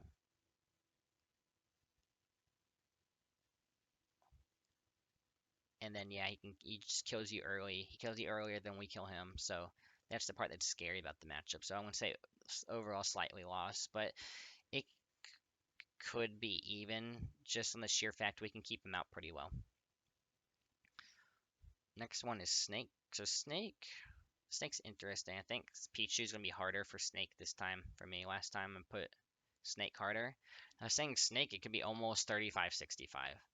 But I think my opinion on the matchup has improved overall over the past few months. I feel like I've gotten a lot better at this matchup. Um, like just dealing with grenades and stuff. Um, I've gotten a lot better at using Snake's grenades against him, which kind of makes playing neutral a little easier in the matchup.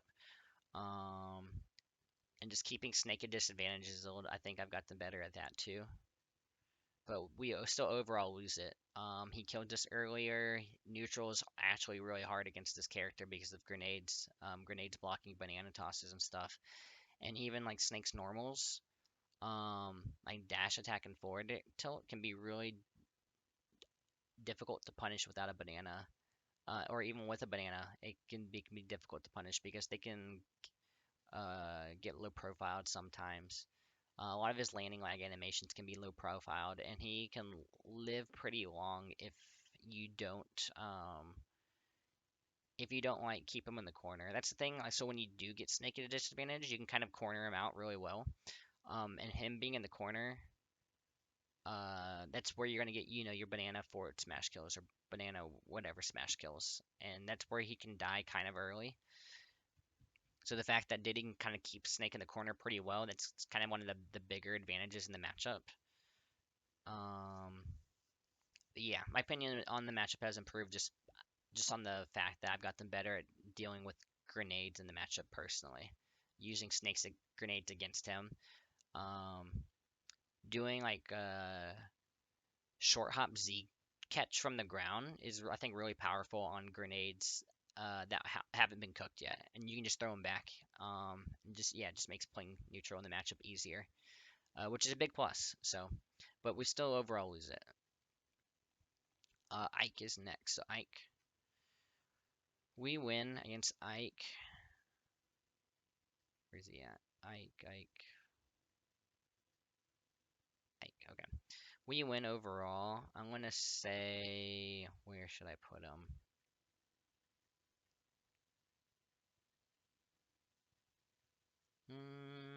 I put him around here. He's around this level. He might be a little more to the right. But yeah. So Ike is another. He has to play really patient in the matchup. Really, really patient. Um, just don't use anything unsafe on Diddy's shield. Obviously, when he has banana, you want to make sure you're doing safe neutral airs. Safe forward airs. I think forward air can be safe. I'm not entirely sure on that. Forward air might not be safe even if you do like max spacing, but I think it can be. I might be wrong on that though, but it's mostly just playing around neutral air. So I mean, you don't want to get, or this Diddy, you don't want to get hit by a neutral, like a stray neutral air. And if he's playing like a platform campy Ike game, with neutral airs, just being safe with neutral airs, that can be hard to deal with. If in order to win, he has to outpatient Diddy, I think. Um, that's how he makes neutral not too bad, is just by being really safe with neutral air and platform camping, I think. But overall, yeah, we win it. I don't have too much to say. I think it's a pretty straightforward matchup where our punish game or Sorry, not our punish. Our neutral game. We obviously win neutral, but they just have to play patient. It's not too bad for them if they play patient. Next one. Oh, getting cornered by Ike is also really scary. Um, when I corner Ike, I don't feel it's too bad for him because he can play safe with the neutral air.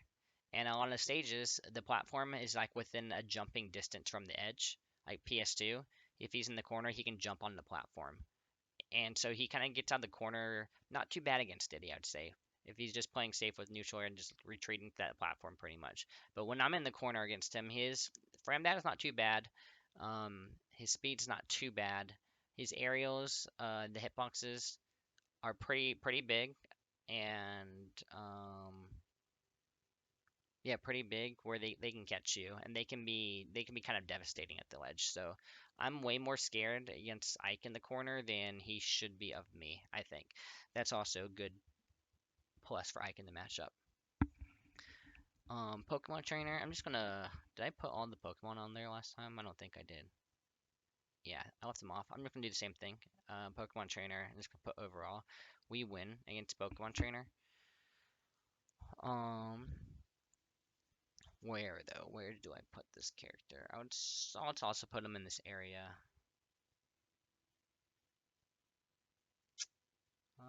Harder than Zersu, easier than Zersu. It's hard to say. I think he's easier than Ike. I would say maybe easier than Zersu. Mm, I'd actually go a step further and say he's easier than Falcon. He's not even a character I have a lot of experience with playing against, but when I do play against Pokemon trainers, it does feel that we win the matchup. Squirtle is the hardest of the three to deal with, just because he's fast, he's small, good frame data. It can be hard to pin him down, hard to get a hit in. But we outrange Squirtle, which is a huge plus. So if we just, kind of play to our spacing and not his spacing, um, we can kind of mitigate playing neutral, because by the time you're done playing neutral with Squirtle, he should be winning probably. Like he gets his hit in, he gets his 40% combo or whatever. Um, and by the time I would be happy if I'm at 40% and he's at 20% or so. I'd be happy with that. Just because that's kind of expected to happen. I don't want to be like 40% and him at 0. And I think if you're playing to our spacing, we can do that. We can or he's kind of a character that we actually do want to trade with in the air. Like our arrows trading with his arrows, that's a good thing for us. Ivysaur, we win neutrals, I think, super free against Ivysaur. Actually, I want to look at Ivysaur's frame data. I don't know how good his stuff is on Shield, but I feel like most of it is pretty unsafe when we have Banana. Yeah, forward air is okay. Back air is not. It's actually pretty safe. I wasn't sure on that, but I'm mostly looking at these three. Um, so yeah, neutral air, that's devastating. You can't be doing that on our shield with Banana. Forward air, not even really doing it, because when he forward airs, he has to usually does it from higher up. He doesn't usually do it like on the last possible frame. That's really good for us. And back air, I'm going to say also isn't too bad, because back air I think is a move that gets staled out easier, so this becomes less safe, where it becomes we might be able to punish it later in the stock, because he's using it more often, I think, in neutral than some of these other moves. Also, even if he does back air your shield, like we can't get a true punish off of it, sure, but if I forward toss Banana at his back air after he shields it, he is now shielding. He's now holding shield with his back to us, which is still not a position you want to be in. He doesn't have the greatest out of shield options. Like neutral air might be one of the like his best option out of shield. Not saying fast is just best overall, And if that's his best option out of shield with his back to us, that's like a great that's fine. We can pressure that super well. So like he is if this is safe, it's like so what? So he has his back to us, he's shielding it, and we're pressuring his shield with like down tilts. Uh, we can do it with dash attacks, back airs, forward airs, neutral airs, and we're all gonna be kind of pretty safe for the most part. Um, his advantage state in the matchup, though, might be the best. So when he gets you in the air, he can be really scary to play against while in the air, I would say. Um, Dealing with up air, it's such a huge hitbox that he can cover a lot of space with like our side Bs and stuff. Or even if like if you decide to side B, near him. And if you're like side Bing and you're kind of far away from him, then he has a Vine Whip. I don't have the hitbox here, I guess, but that can be scary to play against too, at a range. So playing against him in disadvantage, he's probably the scariest, I would say. But neutral against Ivysaur, I think, is probably the freest. And then Charizard is the last one. Charizard can be actually pretty hard because he's so fast and a lot of his stuff is safe. Let me pull up his arrows too. Um, Actually, his a surprising amount of stuff from him can get low profiled. Even though he's a big body, I think I'd be surprised, or I'm surprised by how much stuff I gets low profiled him overall. Yeah, so neutral air, that's pretty safe.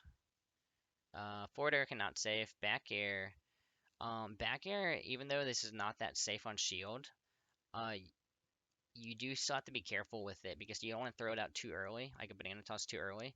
And it has a lot of shield stun where sometimes you get caught off guard by the amount of shield stun it has, and you kind of miss your punish. Um, but yeah, neutral air, that can be hard to hit with banana. He's also just a fast character that can chase you down. Um, and that's scary as a heavy character. A heavy character that can chase you down is scary. But we overall win the matchup. So, um, and that's it because Diddy is the last character in this row. So, I'm going to take a break and I'm going to probably do the rest of this tomorrow. Or maybe not tomorrow in the next coming days. So we'll see. All right. All right, I'm back. So I'm gonna try to finish this list up tonight. We'll see how it goes though. I still have like 3.5 more rows of characters. But we'll see if we can finish all tonight. So let's see. Next character is Lucas. Where's Lucas? Lucas, I think we win against Lucas. Where do I put him though?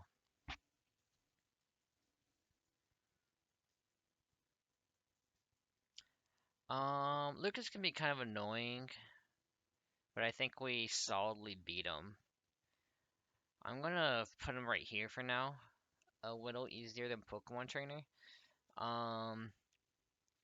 Thing that's annoying about Lucas is that he can always safely pressure you with PK Fire, and at low percents, I mean you don't want to get hit by him obviously, but it's like it becomes more dangerous the higher you go because PK Fire can kill you. Um, and it's not always the killing part, it's just like putting you off stage can be really annoying. Lucas has pretty good ledge trapping, I feel like. And he has good edge guarding tools. He has up B, his down air can easily gimp your barrels if you try to go low. Stuff like that. So you don't want to be put off stage against him. And the later PK Fire, or when you're at higher percents, PK Fire is going to send you farther, obviously, but that's like when it becomes more devastating. So you don't want to like lose neutral by getting hit by a PK Fire, a rogue PK Fire, and just be off stage against Lucas. That's annoying. But overall, I think we beat Lucas. We keep him out pretty well, I think, just with like short hop forward airs. It can be difficult for him to, I feel like, broach that. Our down tilt's also pretty good if you space it right. I mean, he has a good close quarter combat game. with his down tilt, his forward tilt. He has good shield pressure with like Nair and stuff. All you have to do with Nair is just like land behind him, or land behind you, and it's safe. It might be, I don't know if it's safe on front hit, but I know it would be pretty easy to be safe if he just lands behind you, crosses you up with it. Um, what else? Yeah, I would think we let trap Lucas pretty well too. We can forward tilt his up B when he recovers, but most of the time they're going to be trying to tether recover at anyway, which you have options to deal with that. Like monkey flip kick into the stage, stuff like that, but it's not always going to be super reliable.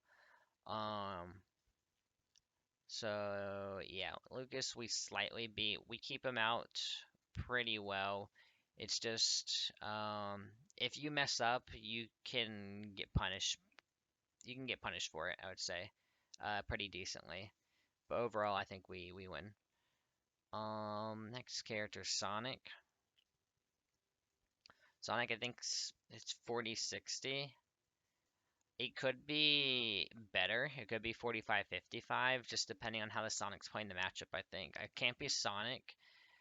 Um, is going to give Diddy a harder time if he just like grabs banana and runs away with it.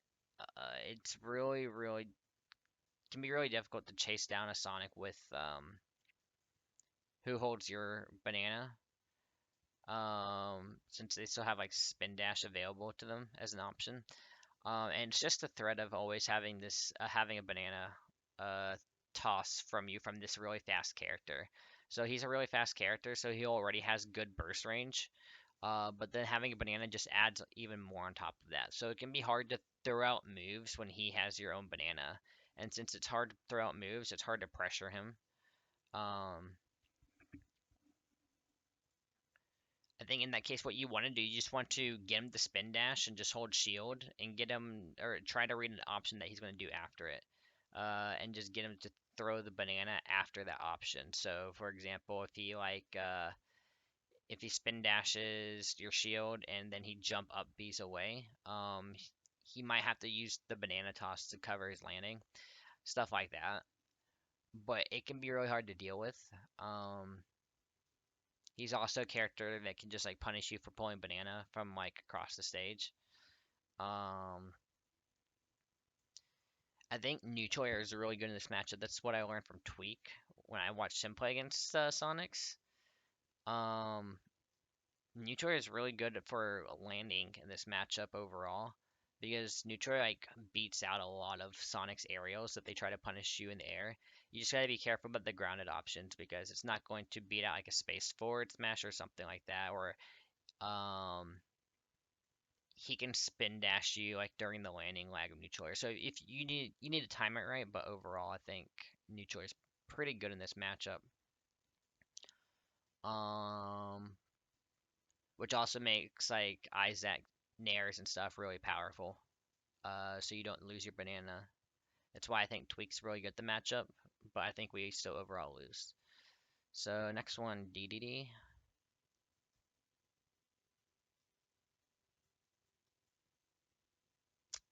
Where the heck is he? Here. Okay. Diddy, I think it's 60-40. Where in 60-40 though? I'm gonna put him here, I think. Diddy is a character where you just have to play super lame, I think.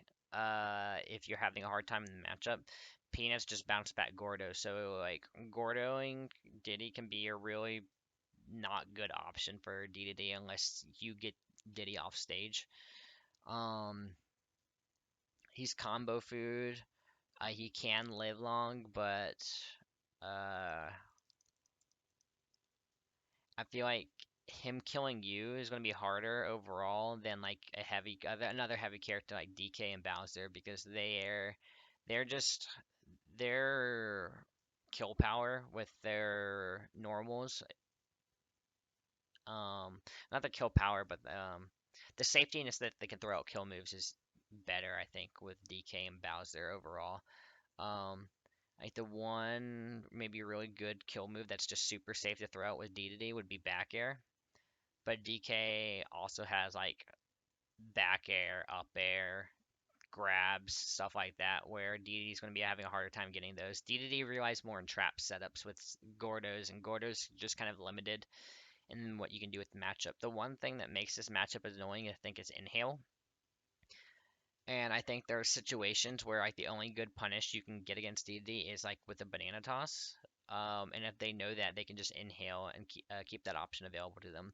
One little trick that you can do in this matchup is that if you can try to bait out inhale with peanut, and if you stay far enough away back, you can throw the banana as they shoot the peanut back with inhale, and the banana will break the peanut and trip them. Um, I get that a good amount on some pretty decent DDDs, so it's a nice little trick you can do. The one another pro that this character has against versus like DK and Bowser is that his recovery is a lot harder to Edguard and Gimp. But you can also just like super hard ledge trap this character. He might be even easier to ledge trap than Donkey Kong and Bowser just because even though he has multiple jumps, his airspeed is really bad, so you can kind of keep him in the corner, and maybe even easier than the others. Olimar's next. Olimar is 40-60. I'm gonna put this is just can be such a volatile matchup. I'm gonna put him here for right now. He might be harder than Snake now that I feel like I'm better in the Snake matchup. But yeah, I think I'm gonna put him here for now. 40-60. We lose. It's such a volatile matchup sometimes, just because like you can just be destroying Olimar, and then he can also just be destroying you the next second. Olimar's the character that I feel like has the quickest damage racking up in probably the whole game. You could literally be at 0 to 90 in like 2 seconds against this character. Um, it can be kind of ridiculous. So, uh, you can like super hard outbox Almar, I feel like, all the times with down tilt. He doesn't have a fast jab, or not fast jab, I mean fast grab. Um, he doesn't have a fast grab. He's tether grab, right? So you can pressure his shield pretty well with like down tilts and stuff. Down tilts, bait him to shield, side B that. And that game plan works really well against Almar.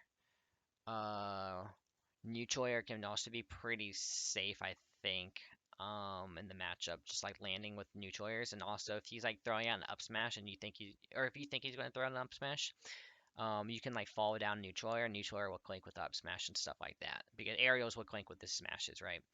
Um, and so you hit through the smash and you hit him. I mean that applies to every character though, I think. Barrels can be super good in this matchup. It depends on what his lineup is, I think. I'm still trying to figure out if it's good against purples or not, because purples would just, hit you away. And I don't think it is, because I think the side B toss is too fast, where it's not worth up being into purples, because he can hold shield too quickly before you can really steer him into him. But against the other Pikmin, they can be pretty good because he'll just be throwing the Pikmin out and you just up B through all of them and hit him. Up B can also linger when it hits the Pikmin, which can catch spot dodges and stuff like that, which helps a lot. Yes, it's just a character that you can be destroying 1 second and then getting destroyed another second. Some Pikmin can be annoying to get off of you as Diddy, although Monkey Flip Kick hits off most Pikmin positions. I don't think all of them, but most of them. I think you can get through. I think you can get to all positions of Pikmin, kill all positions of Pikmin with side B kick and neutral air. I want to say, but I'm not 100% sure on that. But having the side B kick every time Pikmin lands on you, or you're taking like a ton of damage, can not be a little annoying because you don't always want to side B kick. Um, you're kind of forced to lose stage control in some instances. Um, Otherwise, I mean, it is a really good option because it covers so many positions to get hit by. It's just something that you don't always want to do, and not having an option to get Pikmin off of you quickly without moving from your position that you want to be in is a little annoying. Yeah, so that's Olimar. Lucario is next. I'm gonna put it as 50-50. But I could actually see this being as Lucario winning. I just don't find a ton of Lucario players. I have a lot of Lucario experience from past games because one of my friends played Lucario. He doesn't play as much anymore, or we haven't really played as much that in this game. Um, but I feel like Lucario is a little underrated. And it can be an annoying matchup where we might lose it. Just killing the character can be scary sometimes. Killing can be hard as Diddy sometimes, and he's wrecking that aura and that rage, and having to deal with it, even a more massive charging blue ball of energy, can be scary for Diddy if you don't have if you're not getting the kills. You don't want to trade with this character at higher percents. So, um, yeah, Lucario, I kind of honestly see it being 45-55. And I maybe would if there were just more Lucarios doing things, I guess. But right now, I think I'm just going to leave it as 50-50. This one, I actually kind of am leaning towards using more results than theory crafting. Even I think it could be losing, but um, yeah, it's my take on it. We destroy Lucario neutral at low percents, and then just at higher percents dealing with um, a charging neutral B, like I said before, like with Mewtwo, having a chargeable neutral B can be really powerful against Diddy, in neutral.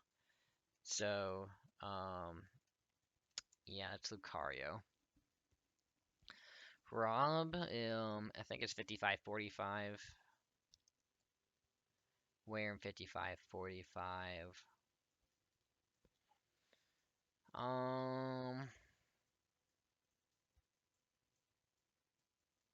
put him here. Uh, any Robs that tell you that this matchup is 60-40, I think is straight up propaganda. It's not that bad of a matchup at all. Um, Rob is a character where, I mean, like, even if it does feel like a 60-40 matchup sometimes, he can still just kill you any percent off, like, a neutral interaction, which is crazy. And I don't think a character like that could be any worse than 60-40 for, like, most characters. Um, and I feel like getting Diddy off stage as Rob is even more powerful. You have side B as an option to kill Diddy at an early percent because you can't up B into Rob's side B. And sometimes he can kind of trap you into that position, where you have to deal with it at least. It's a read, so it's not like you should always get hit by it, but it can be scary to deal with. Of course, we win neutral. We can stuff out a lot of his aerial approaches with like forward air and back air, neutral air. But his neutral, like we can stuff out his neutral, but his neutral still isn't even that bad. And if he wins neutral, he can just do a lot with it. So yeah, we win it because we stuff him out so well. But it's not to the level to put it at 60-40, just the sheer fact that he can blow you up off of it, a single neutral interaction. Mm, yeah, I think that's all I have to say about him. Toon Link is next. So Toon Link, I'll put 45-55. I'll put them over here for now. I guess all the links are putting them. I might separate these later, but maybe not. I still think Toon Link, when played optimally, is worse than Young Link. It's just that Toon Link, optimal Toon Link, the matchup's just super heavy platform camping. They're just platform camping really heavily. It can be hard to deal with as Diddy. Diddy doesn't have the greatest tools to deal with Toon Link camping platforms with bombs. On smaller platforms, it's not as hard to deal with as opposed to like a larger platform. Um, but it still can be really annoying.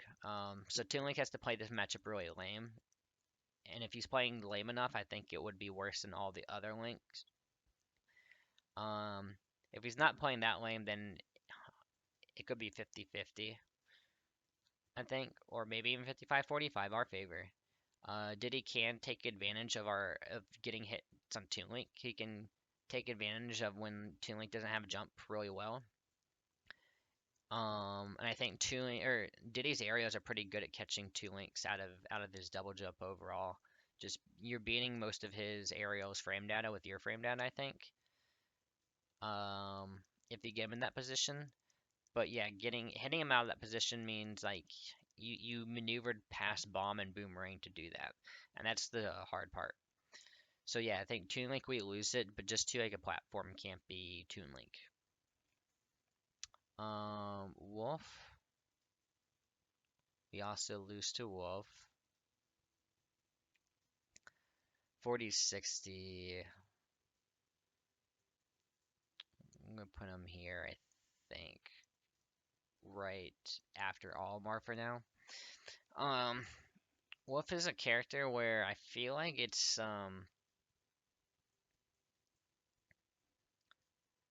just yeah, it's like one of the most solid disadvantage matchups I feel like we play against. I mean, it's not like awful like these, um, but it's not great either when they know what they're doing. Playing Wolf, a Wolf that knows how to maneuver around, can be really hard to pin down and get your banana hits.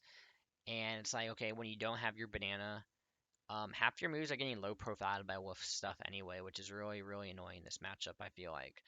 Like his up smash is super good at low profiling, so I try to throw a short hop forward air, short hop back air, and he like up smash with low profile, and you just get hit. Stuff like that, and I feel like a lot of his moves can kind of do that.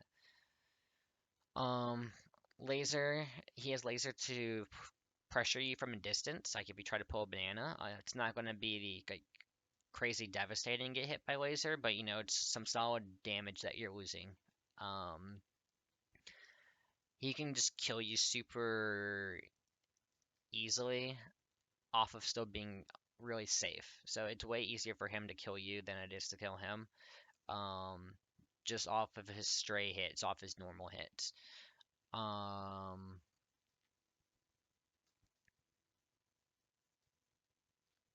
yeah, I think that's it. I think Wolf is a really good character, and I don't want to say he's underrated because I know a lot of people think he's a good character. I'd put him in top five overall, and I feel like he doesn't have the character representation that a top five character should have.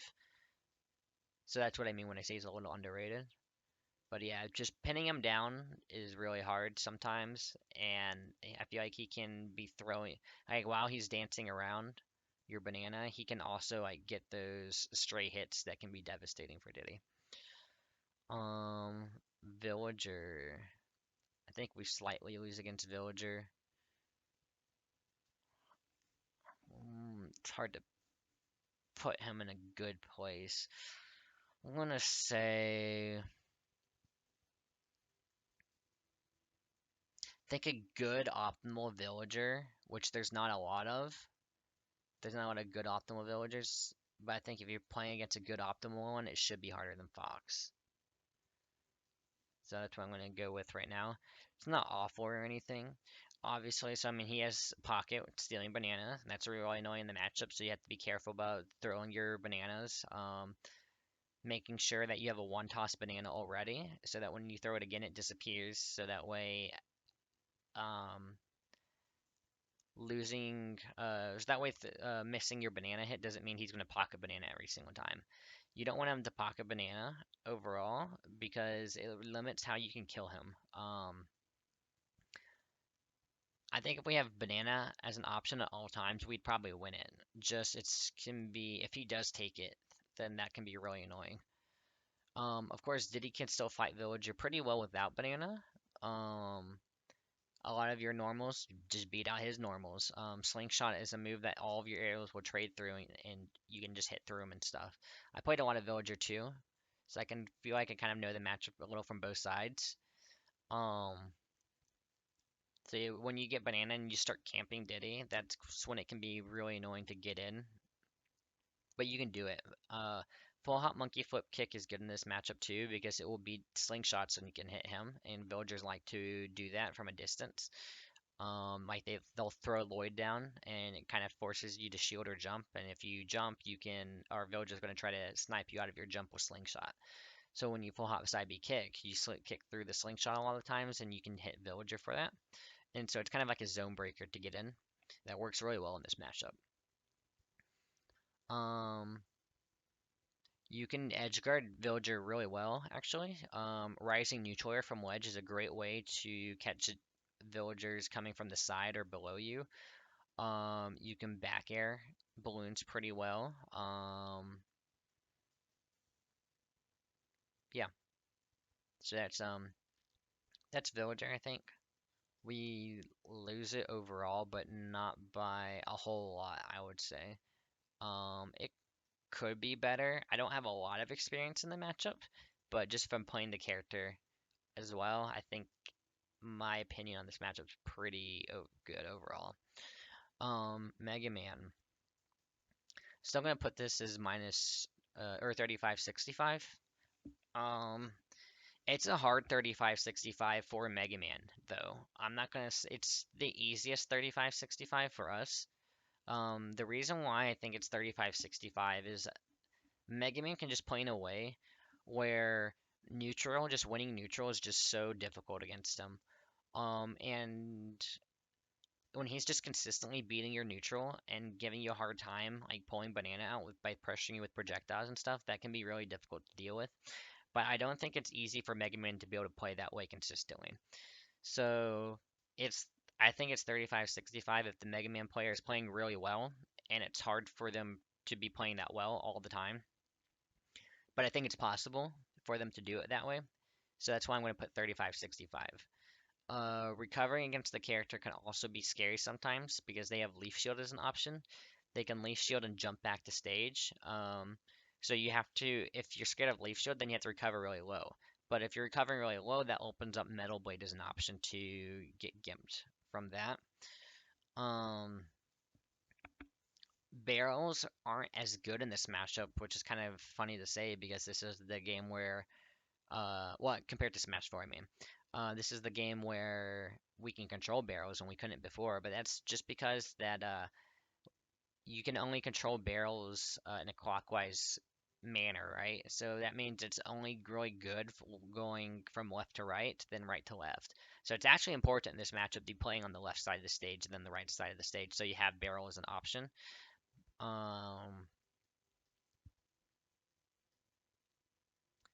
So yeah, when you're on the right side, you don't even have it as an option, or not that good of an option like in Smash 4. So in Smash 4 is kind of good in both directions. In this game, it's only good on the left side of the stage, I would say. Um, yeah, so it's super hard to deal with Mega Man in neutral. I feel like his kill power being buffed in this game is also really good. And when I say kill power, I mean like forward air. I don't know if back air is buffed in this game, but forward air being buffed is just another option. So basically, he can kill you easier than you can kill him. And that's really important because whoever gets the stock lead in this matchup can run away with it. So that's why it's not kind of feel pretty good for Diddy sometimes. I think is neutral in this matchup. It's not terrible. I think Mega Man wins neutral overall. Um, but sometimes we get our neutral win and we get hits. And also, I forgot he's also a heavy character, so it can be harder to kill him in that sense. Um, but since his kill power is buffed in this game compared to Smash 4, he gets the kills easier, and then he can kind of run away with the lead because he plays in a way that is really safe and hard to get your good hits in on him. Wii Fit Trainer is next. So Wii Fit Trainer, I think we slightly win, but I really have no idea where this character could be. I'm going to put Wii Fit right here for now. So kind of in just the middle. I'm really unsure in this matchup. It could be closer to even. I don't have a lot of experience in this matchup. The reason I'm saying this is Wii Fit is a character that Diddy still does a pretty solid job of just kind of ping-ponging around in the air. Um, we can string our aerials really well against her. Um, it's harder to catch her in the air in this game than Smash 4 because our hitboxes were nerfed, right?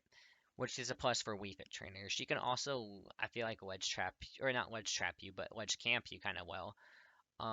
But it's not like in a brain dead way. Wii Fit would still have to be careful of getting like banana spiked when she's like planking pretty much. And she has a chargeable neutral B, which is annoying to deal with Diddy. If you read her header, I don't even know what kind of ball it is. If it's a volleyball or soccer ball or whatever. Um, you can peanut it back if you know she's gonna do it, which is pretty nifty.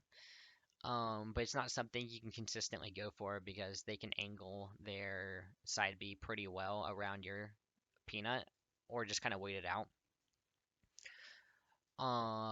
But yeah, sometimes it works. Sometimes I use it as an option to counter and hit it back at her. But yeah, just trapping her in the air. Our normals are just way better. We box her out really well. That's why I think we win overall. Mostly we outbox her. We just kind of out normal her. Um, Deep breathing can be scary, especially because I don't know this matchup very well. So when they get deep breathing set up, I know I can die like at 60, and so that can be scary. But I think that's also part of just not knowing the matchup a whole lot. So I think if I did know the matchup better, I'd be more confident in saying that we win. So I'm not super confident to say that we just outright win, but I think we do, based off just theory crafting. Rosalina. So Rosalina I'll put as even. I'll put Rosalina here, I think. Um, it's also a character I'm not too sure on. Like I play against our local Rosalina Neos, and I haven't lost to him in this game yet. I think our big pluses in this game are being able to destroy Luma way easier than in Smash 4. I think that's huge. Side B kick, both get rid of Luma. Neutral air sends Luma to tumble, and neutral is way better in this game than it was in Smash 4. Dash attack's way better in this game than Smash 4, and dash attack puts Luma in tumble. It's easier just to kind of out damage Luma and start putting her in tumble with other aerials like forward air. Um, so that's all huge pluses, I think. Um, we might even win it. We might lose it. It's hard for me to say, so I'm going to put her as even. Um, I played DeBuzz in the matchup, and he kind of bopped me, but I think it's just because he's a better player overall. You look at Tweak, and Tweak beats DeBuzz's Rosa, I think. I don't know if they played this matchup offline. I think when they played offline, DeBuzz mostly played Min Min. So I would like to see them play this matchup more. I wish DeBuzz played more Rosalina against Tweak because I think that's besides Olimar, I think that's the best character um for him in that matchup. But Tweak has a decent amount of Olimar experience because he plays Myron on Wi-Fi sometimes. So I think Rosalina might be Tweak's best shot at winning the matchup.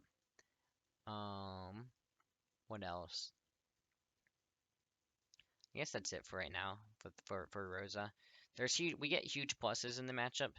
Rosalina still has things to make the matchup difficult, like Luma blocking banana. It can still be hard to get in on Luma or on Rosalina because of her basically having disjoints with Luma. Um, Yeah, so sometimes it can be hard to get on Rosalina like when you need to, but since it's just so much easier to kill Luma in this game than Smash 4, I think it's a better matchup. Um, Little Mac is next.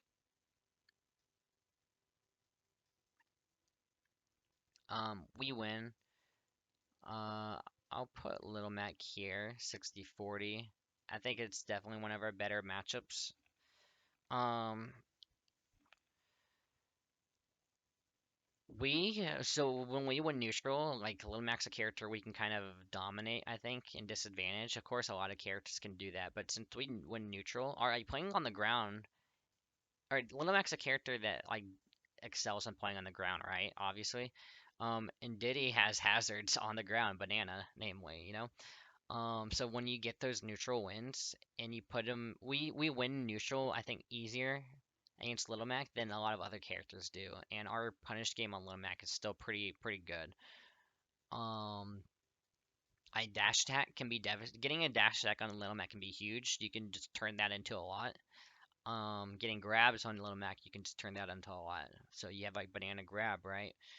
Um, you just don't want to do anything stupid and like have like a bad side B into like a smash attack, stuff like that.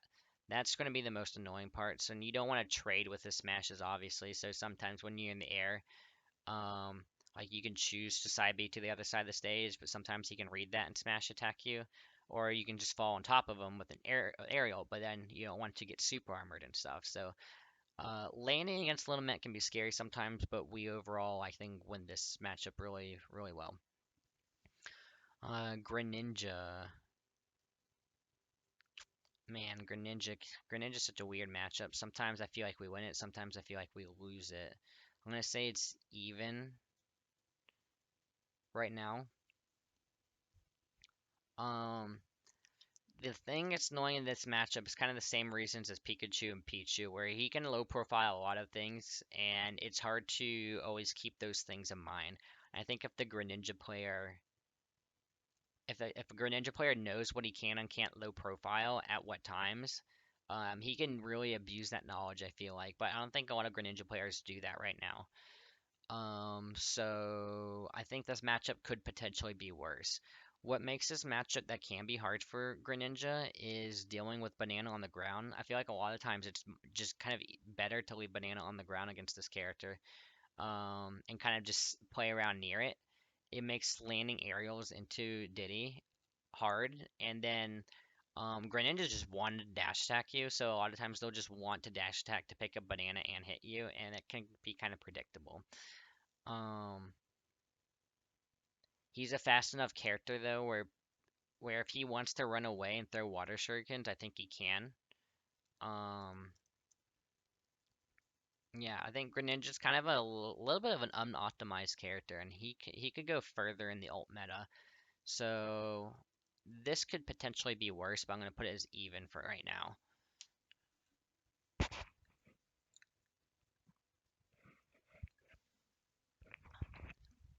Um, Next character, Palutena. Palutena, we win it, but where do we win it? Also character, I don't have a lot of experience against. There's not really many Palutenas here in Georgia. Um, it's not too bad though. I'll put her with Zero's suit, I think. So she's another character. We can stuff out a lot of her aerial approaches really well. Um, she's a character you definitely want to be getting the shield by throwing out those forward airs, those back airs, those down tilts, and pressuring the shield, and then start conditioning her to do that, and then getting those side Bs right. I kind of just play my normal game plan against Palutena, like a typical Diddy game plan, and it just works out really well. But you can't be too predictable, because she can kind of hard punish a lot of things, I would say. Like you don't want to side B have a bad side being to her, obviously. Um, she can just get a lot of damage off of that, or she can kind of kill you sometimes for it. She can also play around your forward air and back air neutral with some of her invincible stuff, like invincible back air, invincible dash attack, and just stuff out your own moves that are supposed to stuff her out. But she has to kind of call that out, and I think it's a little bit riskier for her to do that. And when she does do that, she's not getting the biggest punish. Like she can't always turn a back air into like a big combo, or she can't always turn a dash attack into a big combo. It's just kind of a neutral win sometimes, and so it's a little more risky and a little less reward than what you'd want, I think, for Palutena to do in that situation. So Diddy's just going to overall win neutral. Um, And we can ledge trap Palutena super well. That's one of her weaknesses, is it can be hard for her to get off from the ledge. So it's not a character you want to be edge guarding, but it's a character that you can go for ledge traps and get a lot out of it. The better you are at ledge trapping, I think, the easier this matchup would become. So Palutena, it's by no means like an easy matchup though. Palutena is just like that good of a character, where neutral can still be kind of hard to deal with. But overall, I think we win. Pac-Man. So Pac-Man, another -2 matchup, or 35-65. So I'm gonna say for now I will put Pikachu easier than Pac-Man, although it might be reversed really. So this is a matchup. I mean, it's really hard for us, but Pac-Man player still has to know the matchup. If you know the matchup, so I mean, Diddy players should know the Pac-Man matchup, and I feel like the Pac-Man players, a lot of times they don't know the intricacies of the matchup, where they kind of just do their game plan that they can do against a lot of characters. And if they just play that game plan without knowing the matchup, they can lose it. Um, Diddy has some interesting options that can deal with Hydrant. Um, I like I like Doubtful a lot to break Hydrant, just because I like the angle it sends at if you are close. A lot of the other angles, it's not super good. Barrels can be good, but sometimes the barrels will send the Hydrant inwards and sometimes outwards. It's kind of weird. Um, it's not something you always want to do either because you take 6 damage from it and they can punish you if they know what's going to happen. Um, Full hop side B kick in this matchup is really powerful because they like to do like full hop. I'm going to throw hydrant down and full hop monkey flip kick, and it's a pretty good option at dealing with that. And even if they're on the ground, a lot of times you jump over hydrant with that option, and it's kind of a zone breaker in that sense. Where you still want a banana though to help you kind of land on top of them. But yeah, so definitely lose the matchup, and it's a hard matchup, but you can definitely win it if they don't know the matchup. And you just know it better than them, I would say. Um, Neutral air can be really good if they're above you. Just not too far above you, right? You just want to be like in that short hop neutral air range, and that can be hard to deal with for Pac-Man. Um,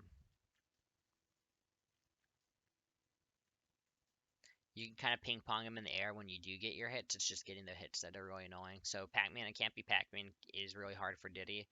It's not a free matchup for them or anything though. When I play against Pac-Mans, I would say I feel pretty comfortable in the matchup overall. It's not a fun matchup, but I feel comfortable in it. Where uh, where I'm not gonna feel like I'm gonna auto lose or anything like that. So yeah, I think Pac-Man's hard. They have to know the matchup though. Robin is next, so we beat Robin. Um, hmm.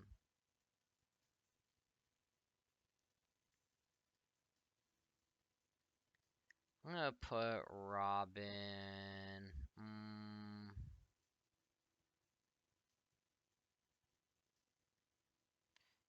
I'm gonna put Robin here, I think. I actually don't know why I put.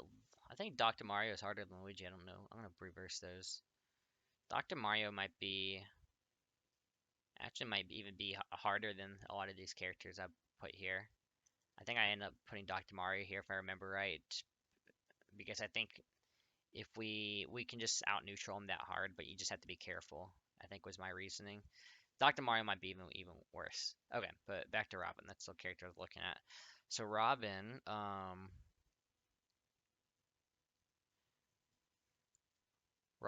a character where I don't know. I just feel like you can kind of play your typical Diddy game plan and usually win, but you have to be careful about projectiles, obviously. Um, she's a zoner, but her zoning is not as fast as a character like Mega Man zoning. It makes it a little bit easier to deal with in that sense. And when you get your hits on Robin, you can devastate Robin when you get your hits in, I think. You just have to be careful. You don't want to get like 11 sword hit, like neutral air, and be turn that into like a 40% combo or like death or something like that. So you have to be careful about 11 sword and knowing when you can get your hits in and when you can't. Um, yeah, I don't have a ton to say about this matchup just because I feel like you kind of just play your typical Diddy game plan and it mostly works out.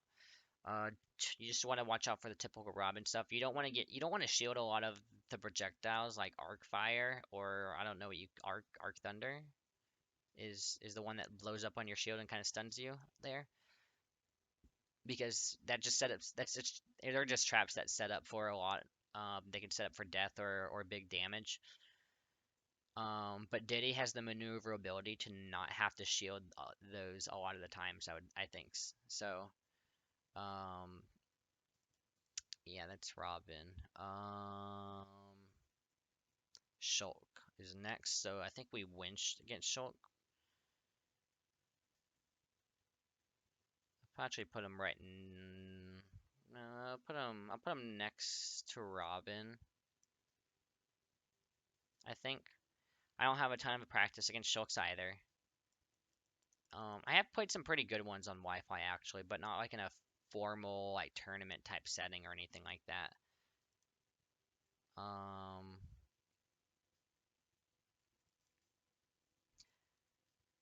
Shulk can kind of um Shulk that's losing neutral all the time feels very easy to deal with.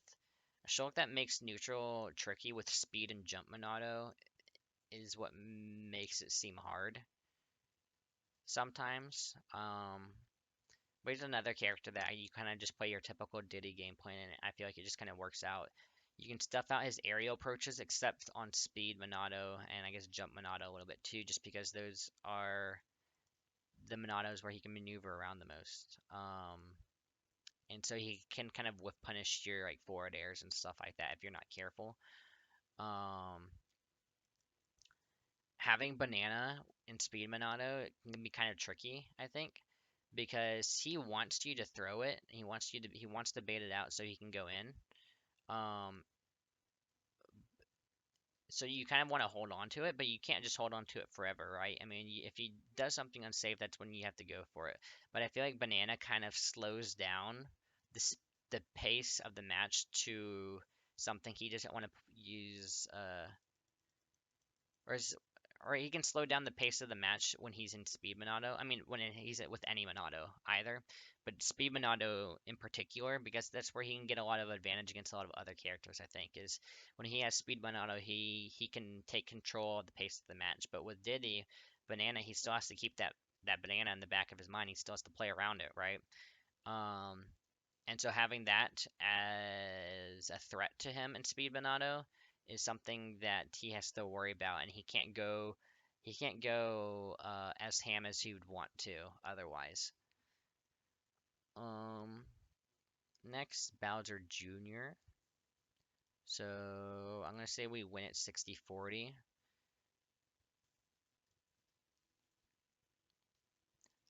Another character I don't have a lot of experience with, but I think we still overall win it. Um, I feel like it's too easy to get hit with our banana when he's doing his neutral game plan. Like he's using side B to pressure your shield and then he jumps and throws aerials and it's not safe enough for him to do that against our banana. So we're still going to be winning neutral most of the time and our punish game is still going to be pretty big on Bowser Jr. Bigger than when he'd hit us, I think. He's kind of a big body and a lot of our moves uh, and combo strings just work out really well against him. He's easy kind of to string our aerials together with. Neutral air out of shield is great against him when he jumps above us. And he's a big body, so it's easy to catch. He doesn't really low profile anything either, which is really convenient. Um, so yeah, he can super armor through banana sometimes with side B, so you have to watch out for that. and you just have to know what he's doing that is safe. So if you know what is safe that Bowser Jr. has, and you don't try to punish it, um, you just kind of let it happen, then you're good, I think. Um, to knowing what you can and can't punish, because you don't want to try to punish something that isn't punishable, because Bowser Jr. can mess you up for that a little bit. But overall, I think, yeah, we win it pretty well, 60-40, solid advantage.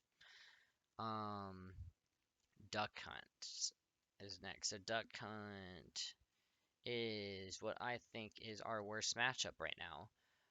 That might just be due to some matchup inexperience on my part, but I think Duck Hunt is really, really difficult to deal with. All of his projectiles kind of hinder Banana.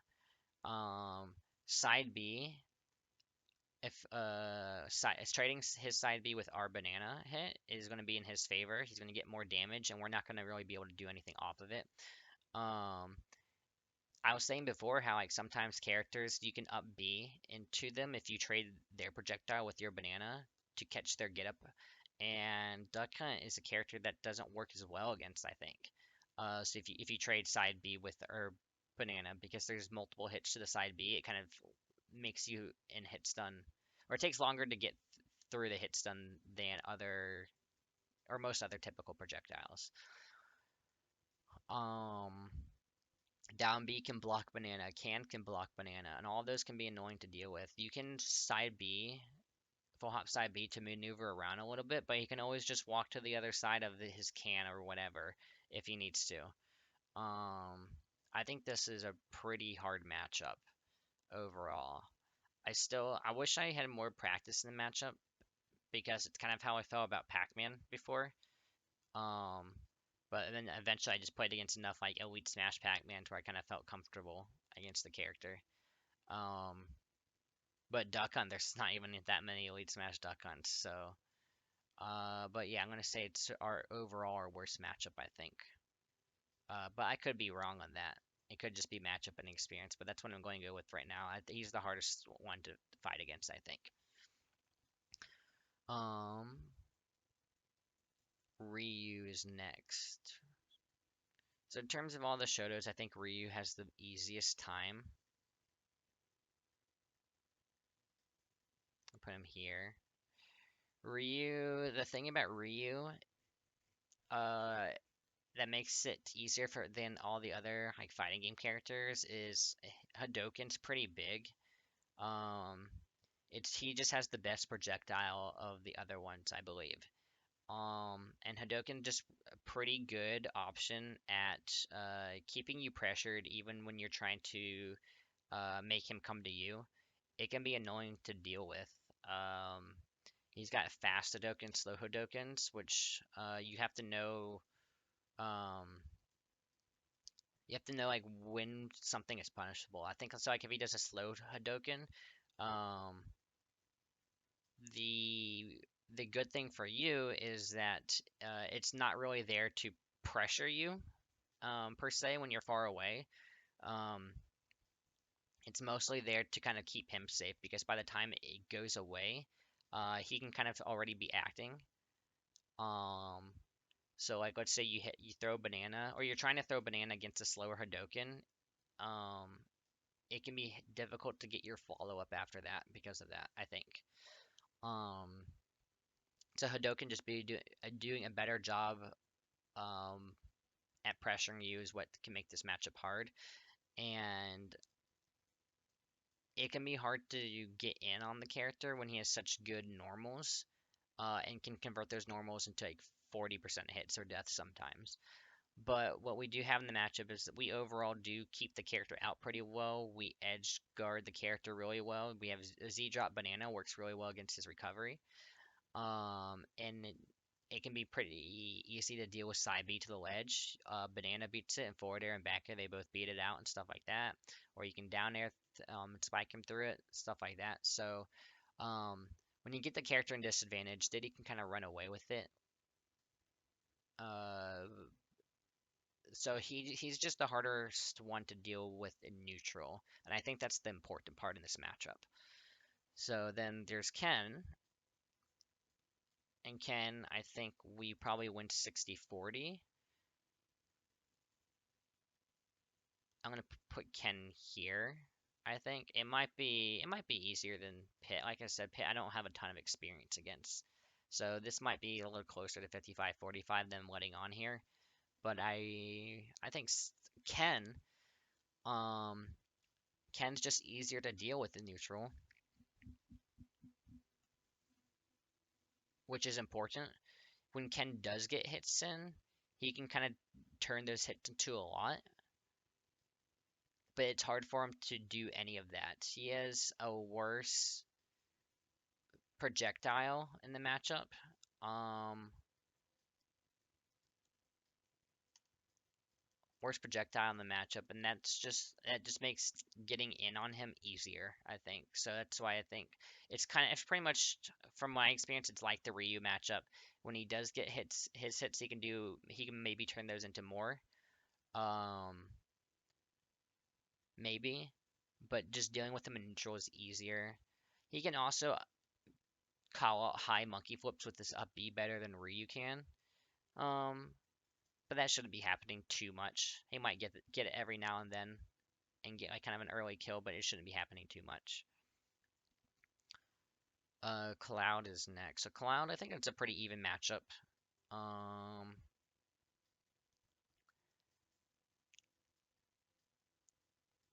I would say it's harder than Roy, maybe. So Cloud just doesn't blow you up as much, but he has a better neutral than you. He has more safe aerials that he can be throwing out, and I think that's more important in the long run. Um,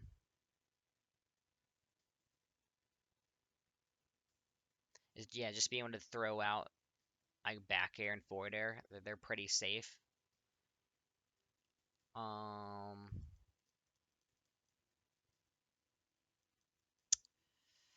his recovery's not as free as it used to be. They did buff it, I think, over the Wi-Fi era, which became bigger in this matchup, I think. But yeah, just because Cloud neutrals just can be pretty safe, I think, and that makes the matchup kind of hard to deal with. Where if he baits you to throw out bananas tosses when you think you can, um, it can be sometimes difficult to pull another one. More difficult than I would say for Roy. I'd say just because his neutral is harder to deal with than Roy. I think that's better for him. But these two, I think they're kind of close. Um, Either one of them could be 55-45. I'm gonna go with 50-50 for now. Corn is next. Corn, Corn, you're gonna be 60-40. I don't have a ton of practice in this matchup, but I feel like again another theory craft matchup. I think it should be really strong for us. I know Corn's gotten a lot of buffs over the patches, and I've just never gotten a lot of experience with Corn, so maybe these buffs helped him a lot in the matchup. I don't know for sure, but I'm gonna say that we still win it pretty solidly overall. I think the character's just too slow as opposed to these other sword characters, where even some of the safe aerials, it's just not good enough by themselves. Even let's see, I don't know Corn's frame data, but I'm pretty sure Corn has some pretty safe aerials on shield. Um, but since she lacks the speed, it's just way easier to pin her down. Um, yeah, all these are pretty safe. Yeah, all these are pretty safe against banana tosses. So it's not like you can just shield and get your banana hit for free. But because she's so slow, it's going to be easier to do that against. Where it's going to be more risky, where she hits you, she holds shield against your banana, and maybe you like do a short hop banana toss down, and she feels more pinned down, I would say, than like Cloud and Roy. It's easier to pin her down, so it's just easier to get your hits in when they're important. And I feel like she's not as devastating to get hit by than like Cloud and Roy. So she's losing neutral more often and not as devastating. Although she can get some pretty good hits in. I'm not saying they're not bad, or a punish game is bad or anything like that. I just feel like these characters are scarier to play against. Um, then Bayonetta is next. Bayonetta, I'm gonna say 50-50 for now. What did I say about her last time? I think also 50-50. Yeah, I did. Okay. So Bayonetta, um, the reason I know a lot of Bayonettas don't like this matchup, but Bayonetta just, again, she's a character that can platform camp Diddy really well, I think, and play the keep away game really well. Where if we're trying to chase her down, it turns into her favor. I would say pretty like by a pretty decent margin. Um, where if you have to do that the whole game, we'd probably lose the matchup. I think if we're the ones having to chase her down the whole game. Now, of course, neutral, we win neutral really well in this matchup. It can be really hard for her to deal with Banana, and she can be sometimes tricky with her multiple jumps and up Bs and stuff, where she can bait out banana tosses, but she's always taking a risk when she does that. She is building up more landing lag sometimes, and she can compensate for that for landing on ledge and stuff, or like with a down air or whatever, but it's still something she has to keep in mind.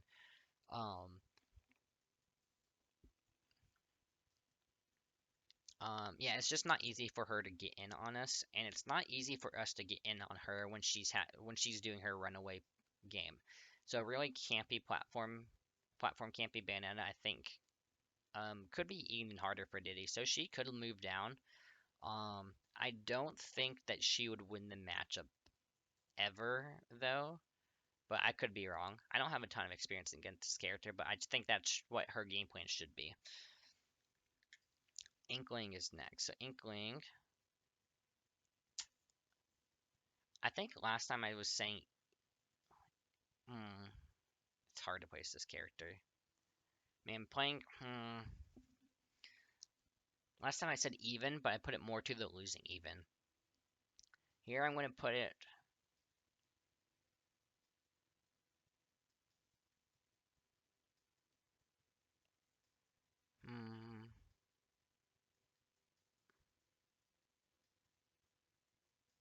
I'll put it here. I'm more winning even than last time.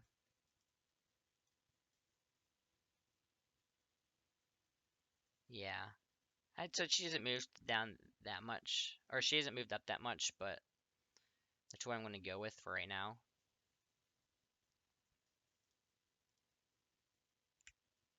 Um, so Inkling can be really hard to pin down. Also, she has super safe aerials, and she has good maneuverability. So she can bait out banana tosses pretty well. Um,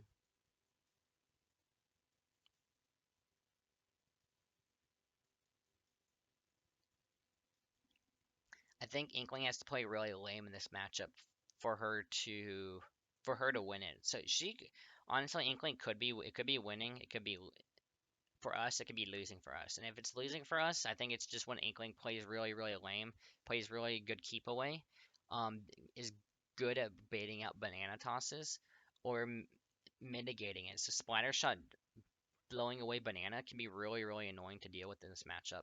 And sometimes it just gives her free landings. Because like the only time we can, it's like the only time or only way we can punish her might be with like a banana toss in some situations, and she just lands with splatter shot for free because it blows it away. Um,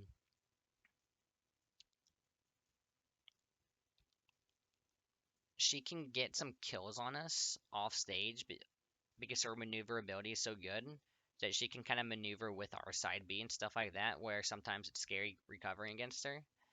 Um, but overall, I think we should be killing her better than she killing us. But like I said, it's just hard to pin her down. She has good maneuverability. She's one of the better characters, I think, at baiting banana tosses out. So it's just like, okay, just don't fall for the bait. But sometimes, I mean, you have to get your hits in somehow. So you're gonna have to throw your bananas eventually. And it just can be really difficult to know when you can and can't throw your banana, or when you should or shouldn't throw your banana against her. Um, Next is Ridley. So Ridley, I think we win 60-40. Another character I don't have a lot of practice with, but I'm gonna put him here for now.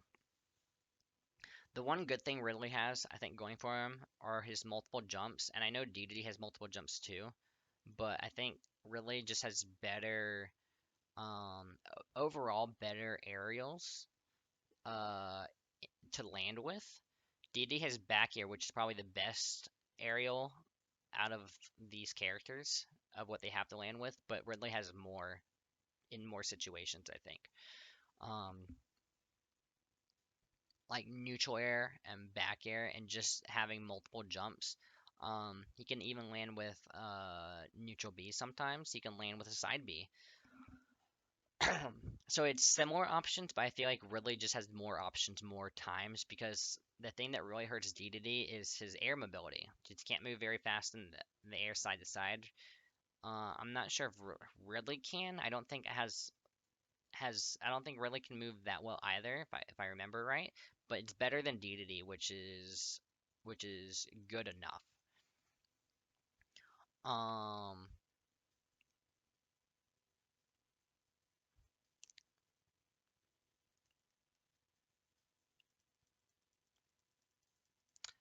well, Ridley, Dedede might be better than Ridley in the matchup because he has Inhale. Um, and he has better trapping potential than Ridley. So actually, it's kind of close, I think. Just because of the trapping that King Dedede has, sometimes you're just like put in really bad positions and you can die kind of early. Where Ridley, I feel like I don't think that's the case. I don't think he's good as many good traps. But what did I say last time? Put Ridley's easier, and that might be true. Sure, I'll put him. I put Ridley's easier than Dedede actually. Now that I'm thinking about it, kind of for those reasons, like I was just saying, Dedede just has better trapping capabilities than Ridley does, which can lead to some uh, earlier stocks. And actually, the Dedede actually is probably easier to land with because of Inhale against Banana than Ridley. So that's what I'm going to go with. I don't have a lot of practice against the character, but from what I do have, that's what I have to say about it. Um, Belmonts are next. I think we win the matchup. It's not terrible though. Man, where do I put this character on here though?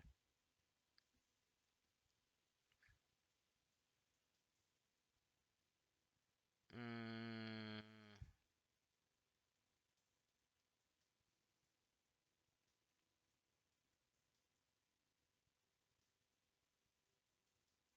put him here, I think. Belmont. So I know kind of like a stereotypical thing is that like Diddy has struggled with zoners, but I don't think Belmont is one of them. That he does struggle that much against. Diddy's advantage state in this matchup is just really good, and Diddy has good options to get around projectiles actually. Like against side B, you can like short hop banana toss, and that's a good way to get on Belmonts. Um, he can deal with lead trapping pretty well. You can go under the stage if you want to, if you don't want to risk it.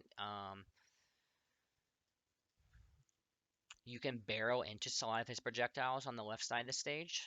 Um, and he has a hard time. I feel like Belmonts have a hard time pinning Diddy down. Sometimes you just have free side Bs to the other side of the stage, and the Belmonts can't do anything about it. So neutral is pretty even-ish, but I just think our advantage state is better than his, and our disadvantage state is better than his. So that's why I'm going to say that we win the matchup overall.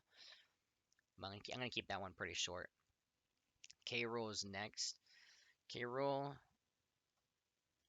might actually be the hardest heavy. Put K. Rool here,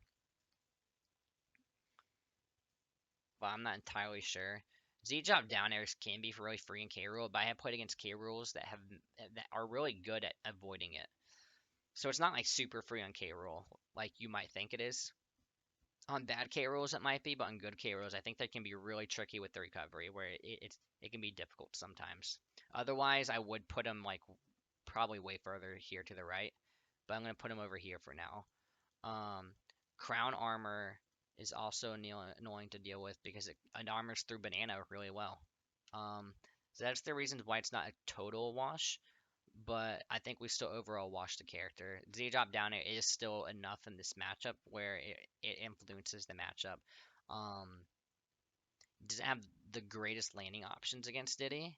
He can neutral air sometimes, but your hitboxes are good enough to maneuver around sometimes the belly armor, I think, from in my experience of playing against the character. And just pinning the character down in shield is such a free side B against him, I think. So overall, I think we win it pretty solidly. But good K rules, they can make it hard if you are not careful. I would say that. So it's not like a free matchup or anything like that. Isabelle, I think we win it. I would say six. Should I say 60-40 or 55-45? I'm gonna put her here for now. What did I say last time? I put it 55. So, man, which one? Which one? 60-40 or 55-45? Hmm.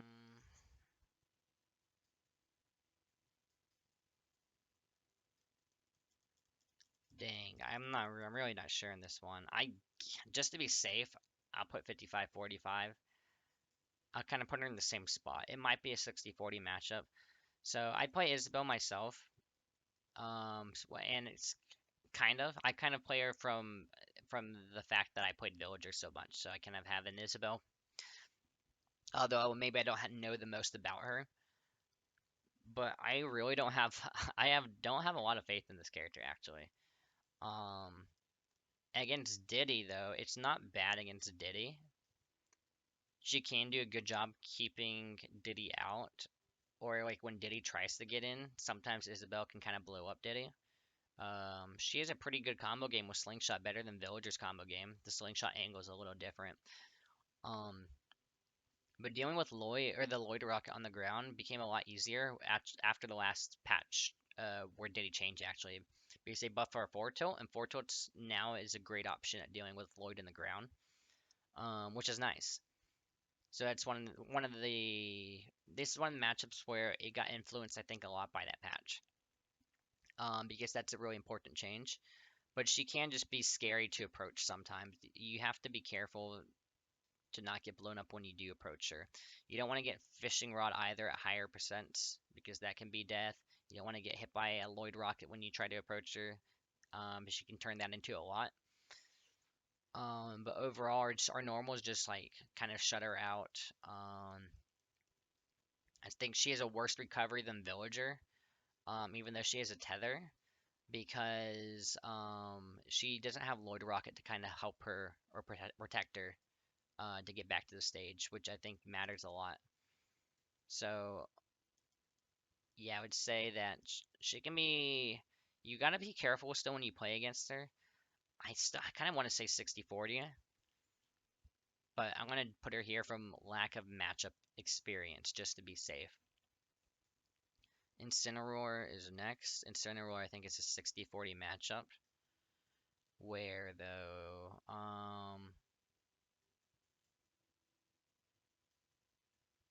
I'll put him here, I think. I don't have a lot of experience against Incineroar either. But we just win neutral really free against the character, it feels like. You do have to be careful about some side Bs. He can chase decently well in the air. He can't like full hop and chase you, but if you're like, kind of do a side B low to the ground, he can get those up airs in. Stuff like that can make the matchup harder. Um, and he has some fast out of shield options too. So you have to be careful about how you hit you hit his shield. I think it's fine if you are aware of it and you can play around with it. You just have to keep it in the back of your mind so you don't get caught off guard too much by it. Piranha Plant is all. I kind of feel like the same way I did last time about these characters. It could be 60-40, or it might be a little lower on this list. I don't think it would be even, though. I put Piranha Plant and Isabelle right next to each other, and I still feel that way, I think.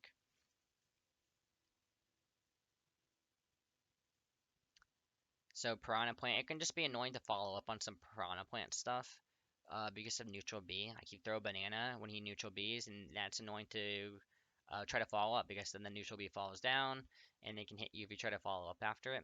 So you can kind of limit sometimes, like when he is in a bad position, you can kind of limit what you can get off of it with neutral B. He's also a heavy character, and he can trap you in the air really well sometimes with his neutral B also. So he's a character you have to be careful about, but I think Diddy has the maneuverability to be able to overall get away from it. So this matchup, this also might be a 60-40 matchup. It could be worse. I'm thinking I'm leaning more towards 60-40, which is why he's at the front. But again, due to a lack of matchup and experience, I don't want to, and to be safe, I'm going to put it 55-45 for now. Joker.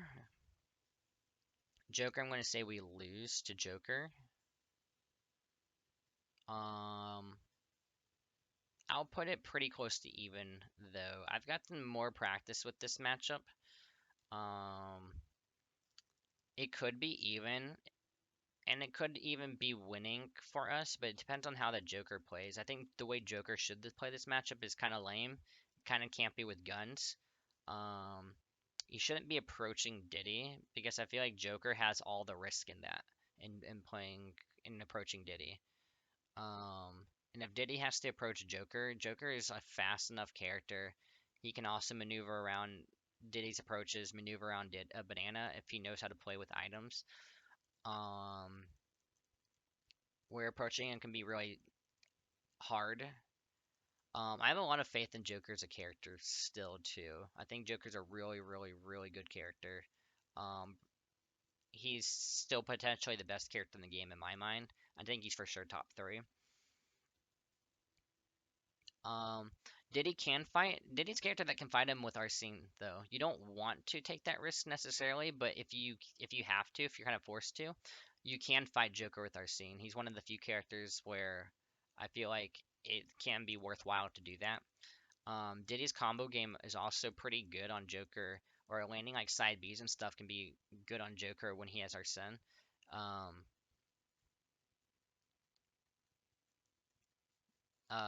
because they either do a decent amount of damage or they kind of take up time. Like I get banana, when I get banana hit, I grab, I pummel, I throw, I aerial after throw. Maybe I get a second aerial, or maybe he's just far enough off stage where he has to chase me down, and that's just taking time off the Arsene meter. Um, so Diddy has good options to dealing with that, but the part that makes this matchup hard, I think, is when the Joker's playing pretty campy. Um, there's also always the possibility that you get gunned out of your barrels and you die at a pretty low percent. Um, but it shouldn't be happening like every match, I don't think. But it's enough where it's obviously scary. It's not in your favor at all. So yeah, it's my take on that. Um, Hero. So here I'm going to put 55-45 this time. I think last time I put him 50-50. I'm going to put 55-45. I'm not sure where. I can't. This character, again, I don't have a ton of experience with. I'll put him here, I think. What I do, I have Wi-Fi practice with this character. Um, so I don't know how good that practice is. Not really any offline practice. The thing that has changed about my opinion from last time, I think, is how well Diddy can do when Hero's in disadvantage, and Diddy still wins neutral in this matchup. It's just obviously scary when Hero gets like a bounce or he gets like an oomph for all the other buffs, um, and that's gonna be scary against a lot of characters. I think I found it kind of hard to punish like Hero's stuff before, but I feel like I'm better at dealing with it now. Like I felt like Hero before was felt a little safe when he hit my shield with stuff, but now I kind of feel like it's less unsafe, or it's less unsafe for him to go for because maybe our punish games got better, so when we do get our hits, we can blow him up easier. But yeah, when he's in the air, Like if you catch him without a double jump, which is kind of it's not that difficult to do because doesn't have the best airspeed, and I don't think his if I remember right, his jump heights aren't the best either, and his frame data isn't the best. So he has to kind of preemptively throw out a lot of his aerials to keep him safe, but sometimes he doesn't have the options to do that, and Diddy can just stuff him out when he's in disadvantage. So that's kind of like why my reasoning would be changing to our favor this time. Um, Next, Banjo. I think Banjo, it's an annoying matchup, but we overall win it. I'll put Banjo here, I think, for now. I play Banjo too myself. He's probably my second most played character, but I don't get to play the Banjo Diddy matchup a lot from either side because Diddy is not a common character and Banjo's not that common of a character either. But I feel like I know what the character can do, and yeah, getting through Banjo's wall can be hard to do as Diddy sometimes. Or it can be hard to chase him in the air when you need to. And when you do get your hits, like when you finally are getting your hits, a lot of times you're not killing him because he's decently heavy. Um,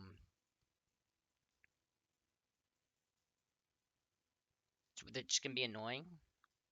But honestly, I also maybe it's because I play the character, but I also lack a lot, or I have a lack of a lot of faith in Banjo. Playing matchups that Banjo's bad at feels really bad, and those are matchups where they have a lot of maneuverability. Like Zero Suit feels really bad for Banjo. Inkling feels really bad for Banjo. I'd say Wolf and Powell feel pretty hard for Banjo. And those characters are that can move around, and I think Diddy can also move around pretty well, and he has the frame data just to beat out Banjo, which is why I think we win overall maneuverability and frame data. Um, but it can be difficult to get in sometimes because we lack the disjoints that other characters have. Like Inkling has great disjoints on back air. Palu, great disjoints on back air also. Neutral air, stuff like that. Um, and Zersuit and Wolf, they can just kind of zigzag enough in the air where it's enough to make up for that. For some of their lack of range. Not that they lack range, because some of their range is pretty good. They just don't always have the biggest disjoints like the other characters. But those matchups feel really hard. And I feel like Diddy's kind of the same thing, but Diddy has a harder time chasing down Banjo than those other characters, which makes the matchup feel not bad for Banjo. But I think he still overall loses the matchup. Um, Terry. I will put 55-45. What did I say last time for Terry? Yeah, put it as the easiest Shota. I think kind of the same thing. I'm gonna put Terry here, I think. Terry might do the best in the matchup, but I'm not sure. Again, not a character I have a lot of experience against. Um,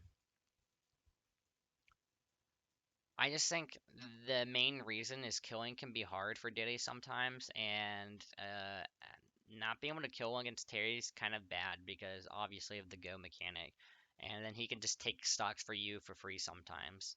Is my biggest issue with it, and I kind of feel like he has a better disadvantage than the other Shotos sometimes. I think I've heard that he's not supposed to, but sometimes it just feels like he does because he just has multiple ways to get back to the stage with side B, down B, up B. If he has his double jump, he can stall a little bit in the air with neutral B. And all of that combined, it actually just makes it harder for me at least than the other Shotos, but that just might be a lack of inexperience or a lack of experience. Um, so he's mostly here because we still have neutral and advantage can be good, but yeah, not being able to kill him kind of stinks when he has go as an option to always kill you at a really low percent. Okay, and then Byleth. Byleth, I think that's a 60-40 matchup. I put her here.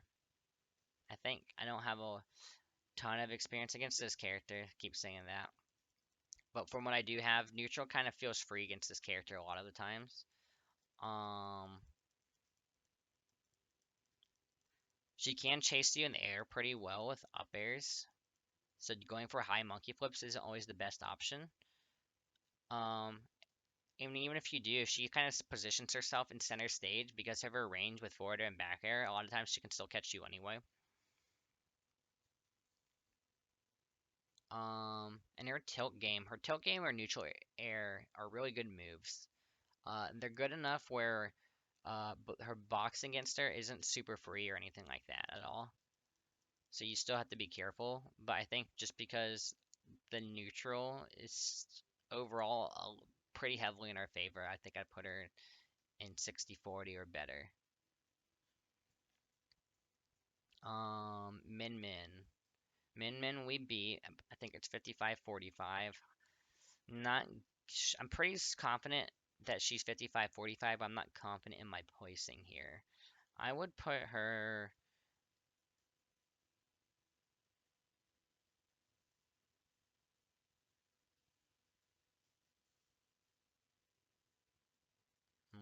Around here. I'm not sure if it should be before Wii Fit or after.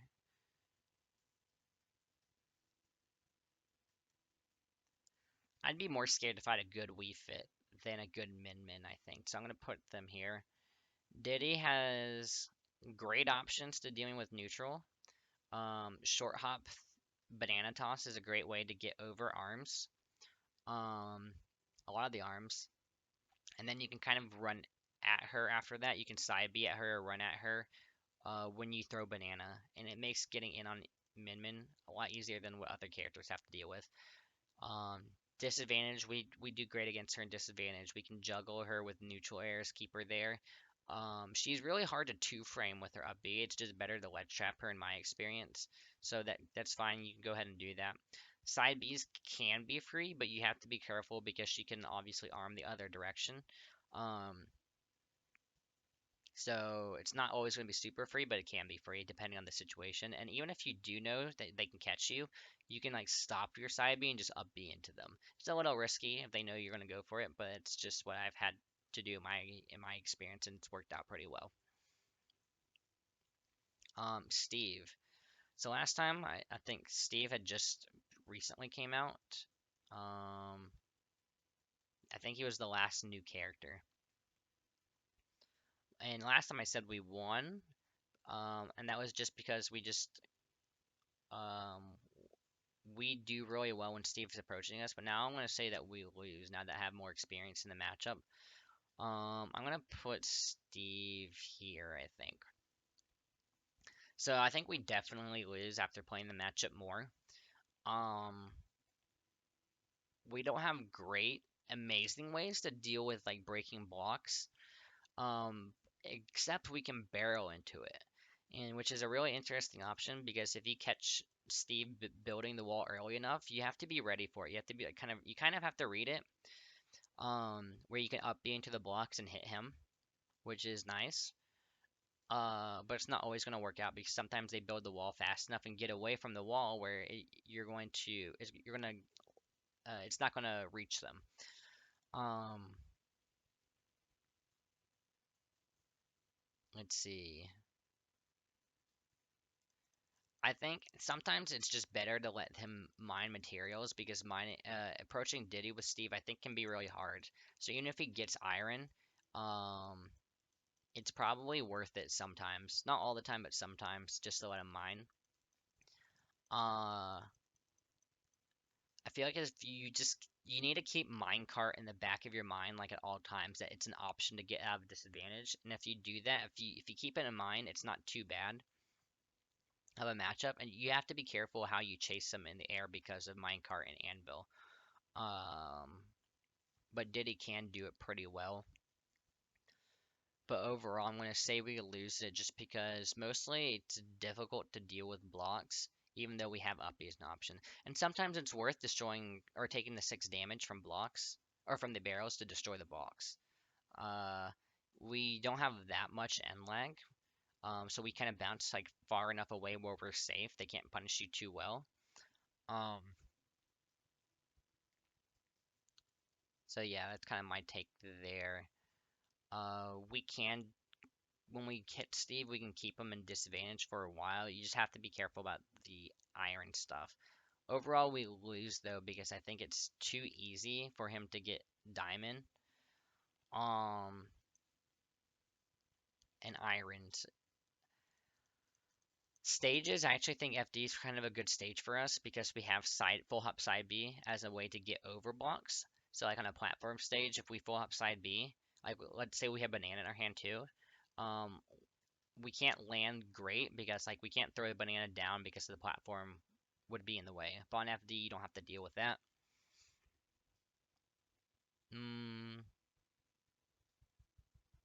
What else? I have a lot of faith in Steve as a character too. Steve is kind of ridiculous in my opinion. Um, I think he's easily top tier.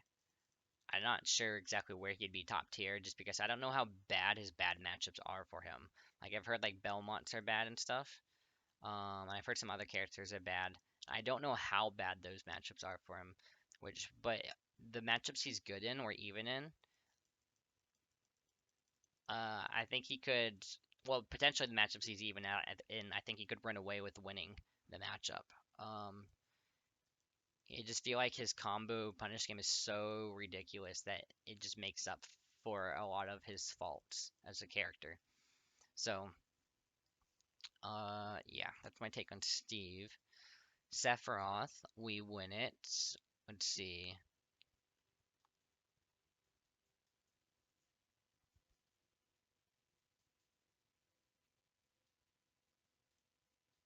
Here, maybe. Maybe here.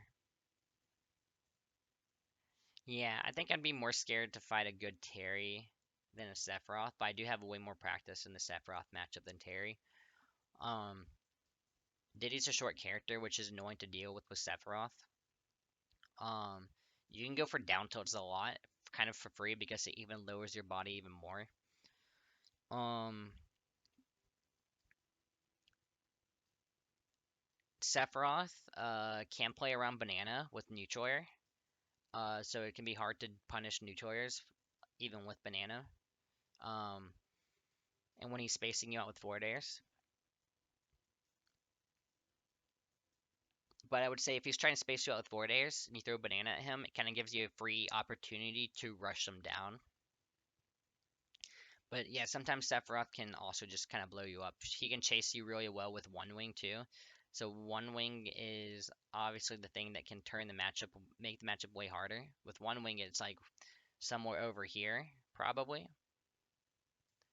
Maybe even, just because he gets the extra jump, so he has an easier time baiting banana tosses out, which is can be really big for him, I think. But we overall win it mostly due to our size, I think, in the matchup. Um, we also have some tricks with up B against his up B in the matchup. Our up B will heavy armor through his multi-hit up B, where it can either it will either eventually trade, so it will knock us out of our barrels, and then he also gets knocked out. Or sometimes you can just release the barrels and get a free up B in on his up B. And off stage, since he's a light character, that can be big. Also, yeah, he's a light character, which is great for Diddy generally. A light, big body, if you reminds you of like Mewtwo. Um, so it's kind of easier to get our hits in because he is a big body. Um, and since he's light, we just kill with banana. Confirms way earlier than we can against a lot of characters.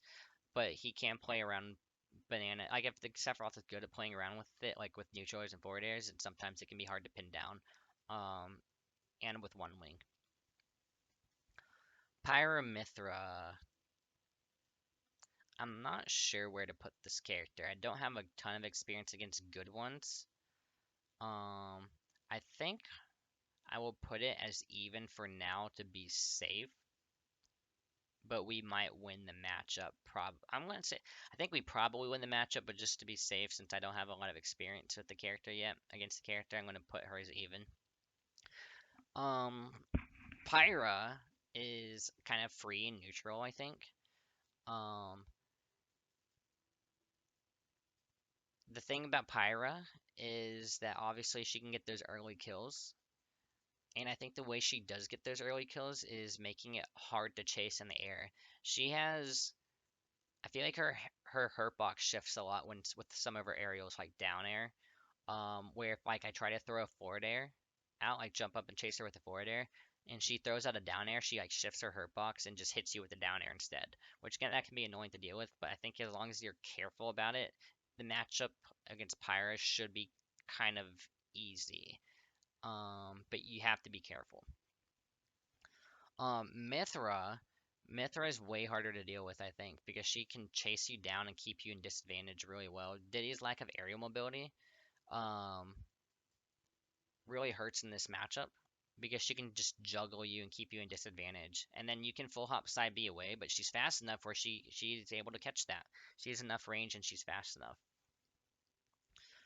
So Mithra is, I think, way more annoying to deal with than Pyra. Of course, I think Mithra has the worst recovery of the two, I think. Pyra has, I mean, not distance-wise, but at least like getting back to the stage. Mithra side B, you can do a lot to interrupt it. You can throw banana at it and interrupt it, and that can be enough to gimp her because sometimes she just falls down a little bit and then she has to side B and then misses the ledge. Um, you can jump over and spike her. You can shield it, spot dodge, down smash it sometimes too. Stuff like that. But her frame data, Mithra's frame data and speed and with punishability is and keeping Diddy in disadvantage is good enough where it's kind of like fighting Sheik, um, with way better speed and a sword, and they can transform into a character that can kill you, if she needs to. Um, but since Diddy does so well at dealing with Pyra, I feel like it can be hard for them to kill you sometimes, which is why I'm hesitant to say that it might be even our favor. But it's hard to say. The character's still newish, so yeah, it's hard to say. Kazuya, another new character. I'm really not sure where to put Kazuya. I just so I mean this could be totally wrong, but just theory crafting. I'm not even going to bother like trying to order him. I'm just going to put him in a random spot. I'm gonna put him here. Why not?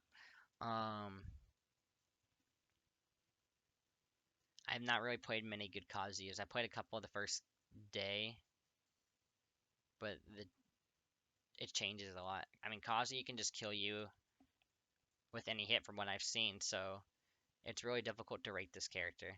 I mean, we might lose to Kazuya just because Kazuya just might hit you once and die type of thing, but I think neutral. We're gonna win neutral, and that's why we're gonna win pretty much. I guess I don't have a lot to say other than that. And just the Mii's left, so Mii Brawler. I think we also win, but I still don't have a lot of experience. I'm gonna put him here actually. I just know down throw up B is super toxic because it kills you so early. And he can play safe enough with his fast aerials to avoid getting hit by banana. It feels like. I don't have a lot of experience in this matchup at all, so I could totally be wrong. We might lose to the Matt character. It could be better. Not sure on that one, but I think just thinking about the matchup, I think we should be able to keep him out overall and win neutral overall. So it's kind of like a we win neutral type of character. We're gonna win overall, but even though down throw up B is pretty toxic. Mii Swordfighter, I think we win pretty solidly, 60-40. I played like one good Mii Swordfighter ever, and it felt like we win. We won it pretty solidly. I'll move him down over here actually. I don't think Mii Swordfighter is a very good character. Um,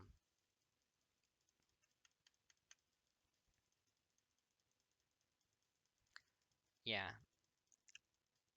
we just kind of stuff him outframe data, that type of thing. That's all I have to say about the matchup. I don't have a lot of experience in this matchup. I played one good one ever, and I was winning most of the games, so That's kind of why I'm putting him 60-40. And then Mii Gunner. I think we lose Mii Gunner. Where do we lose to Mii Gunner though?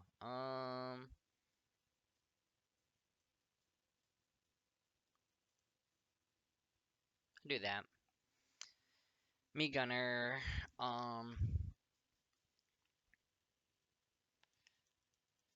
Mii Gunner is a zoner, and stereotype that Diddy loses zoners, I think, kind of holds true for this one.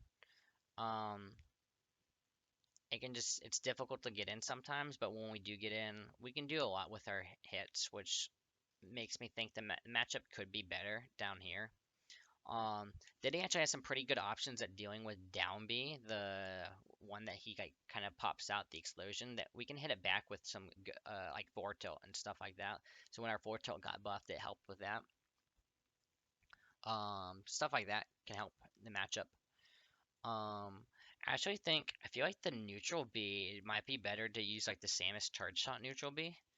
I think I might have a harder time dealing with that than like the other, like I don't know what you call it, grenade launcher type thing. But I'm not 100% sure on that because no grenade launcher can be like really good on shield. If that is a grenade launcher, I'm not entirely sure what it is. Um, but yeah, Mii Gunner can kind of out camp us, forces us to approach, and when we have to approach, she can get a lot of damage off of it, which is why I think we lose it overall. Um, but I guess that's about it. So I think this looks pretty good. What I'll change from my last one? Yeah, so you can see that most of the characters kind of stayed where they were in the same tier, just kind of move the order.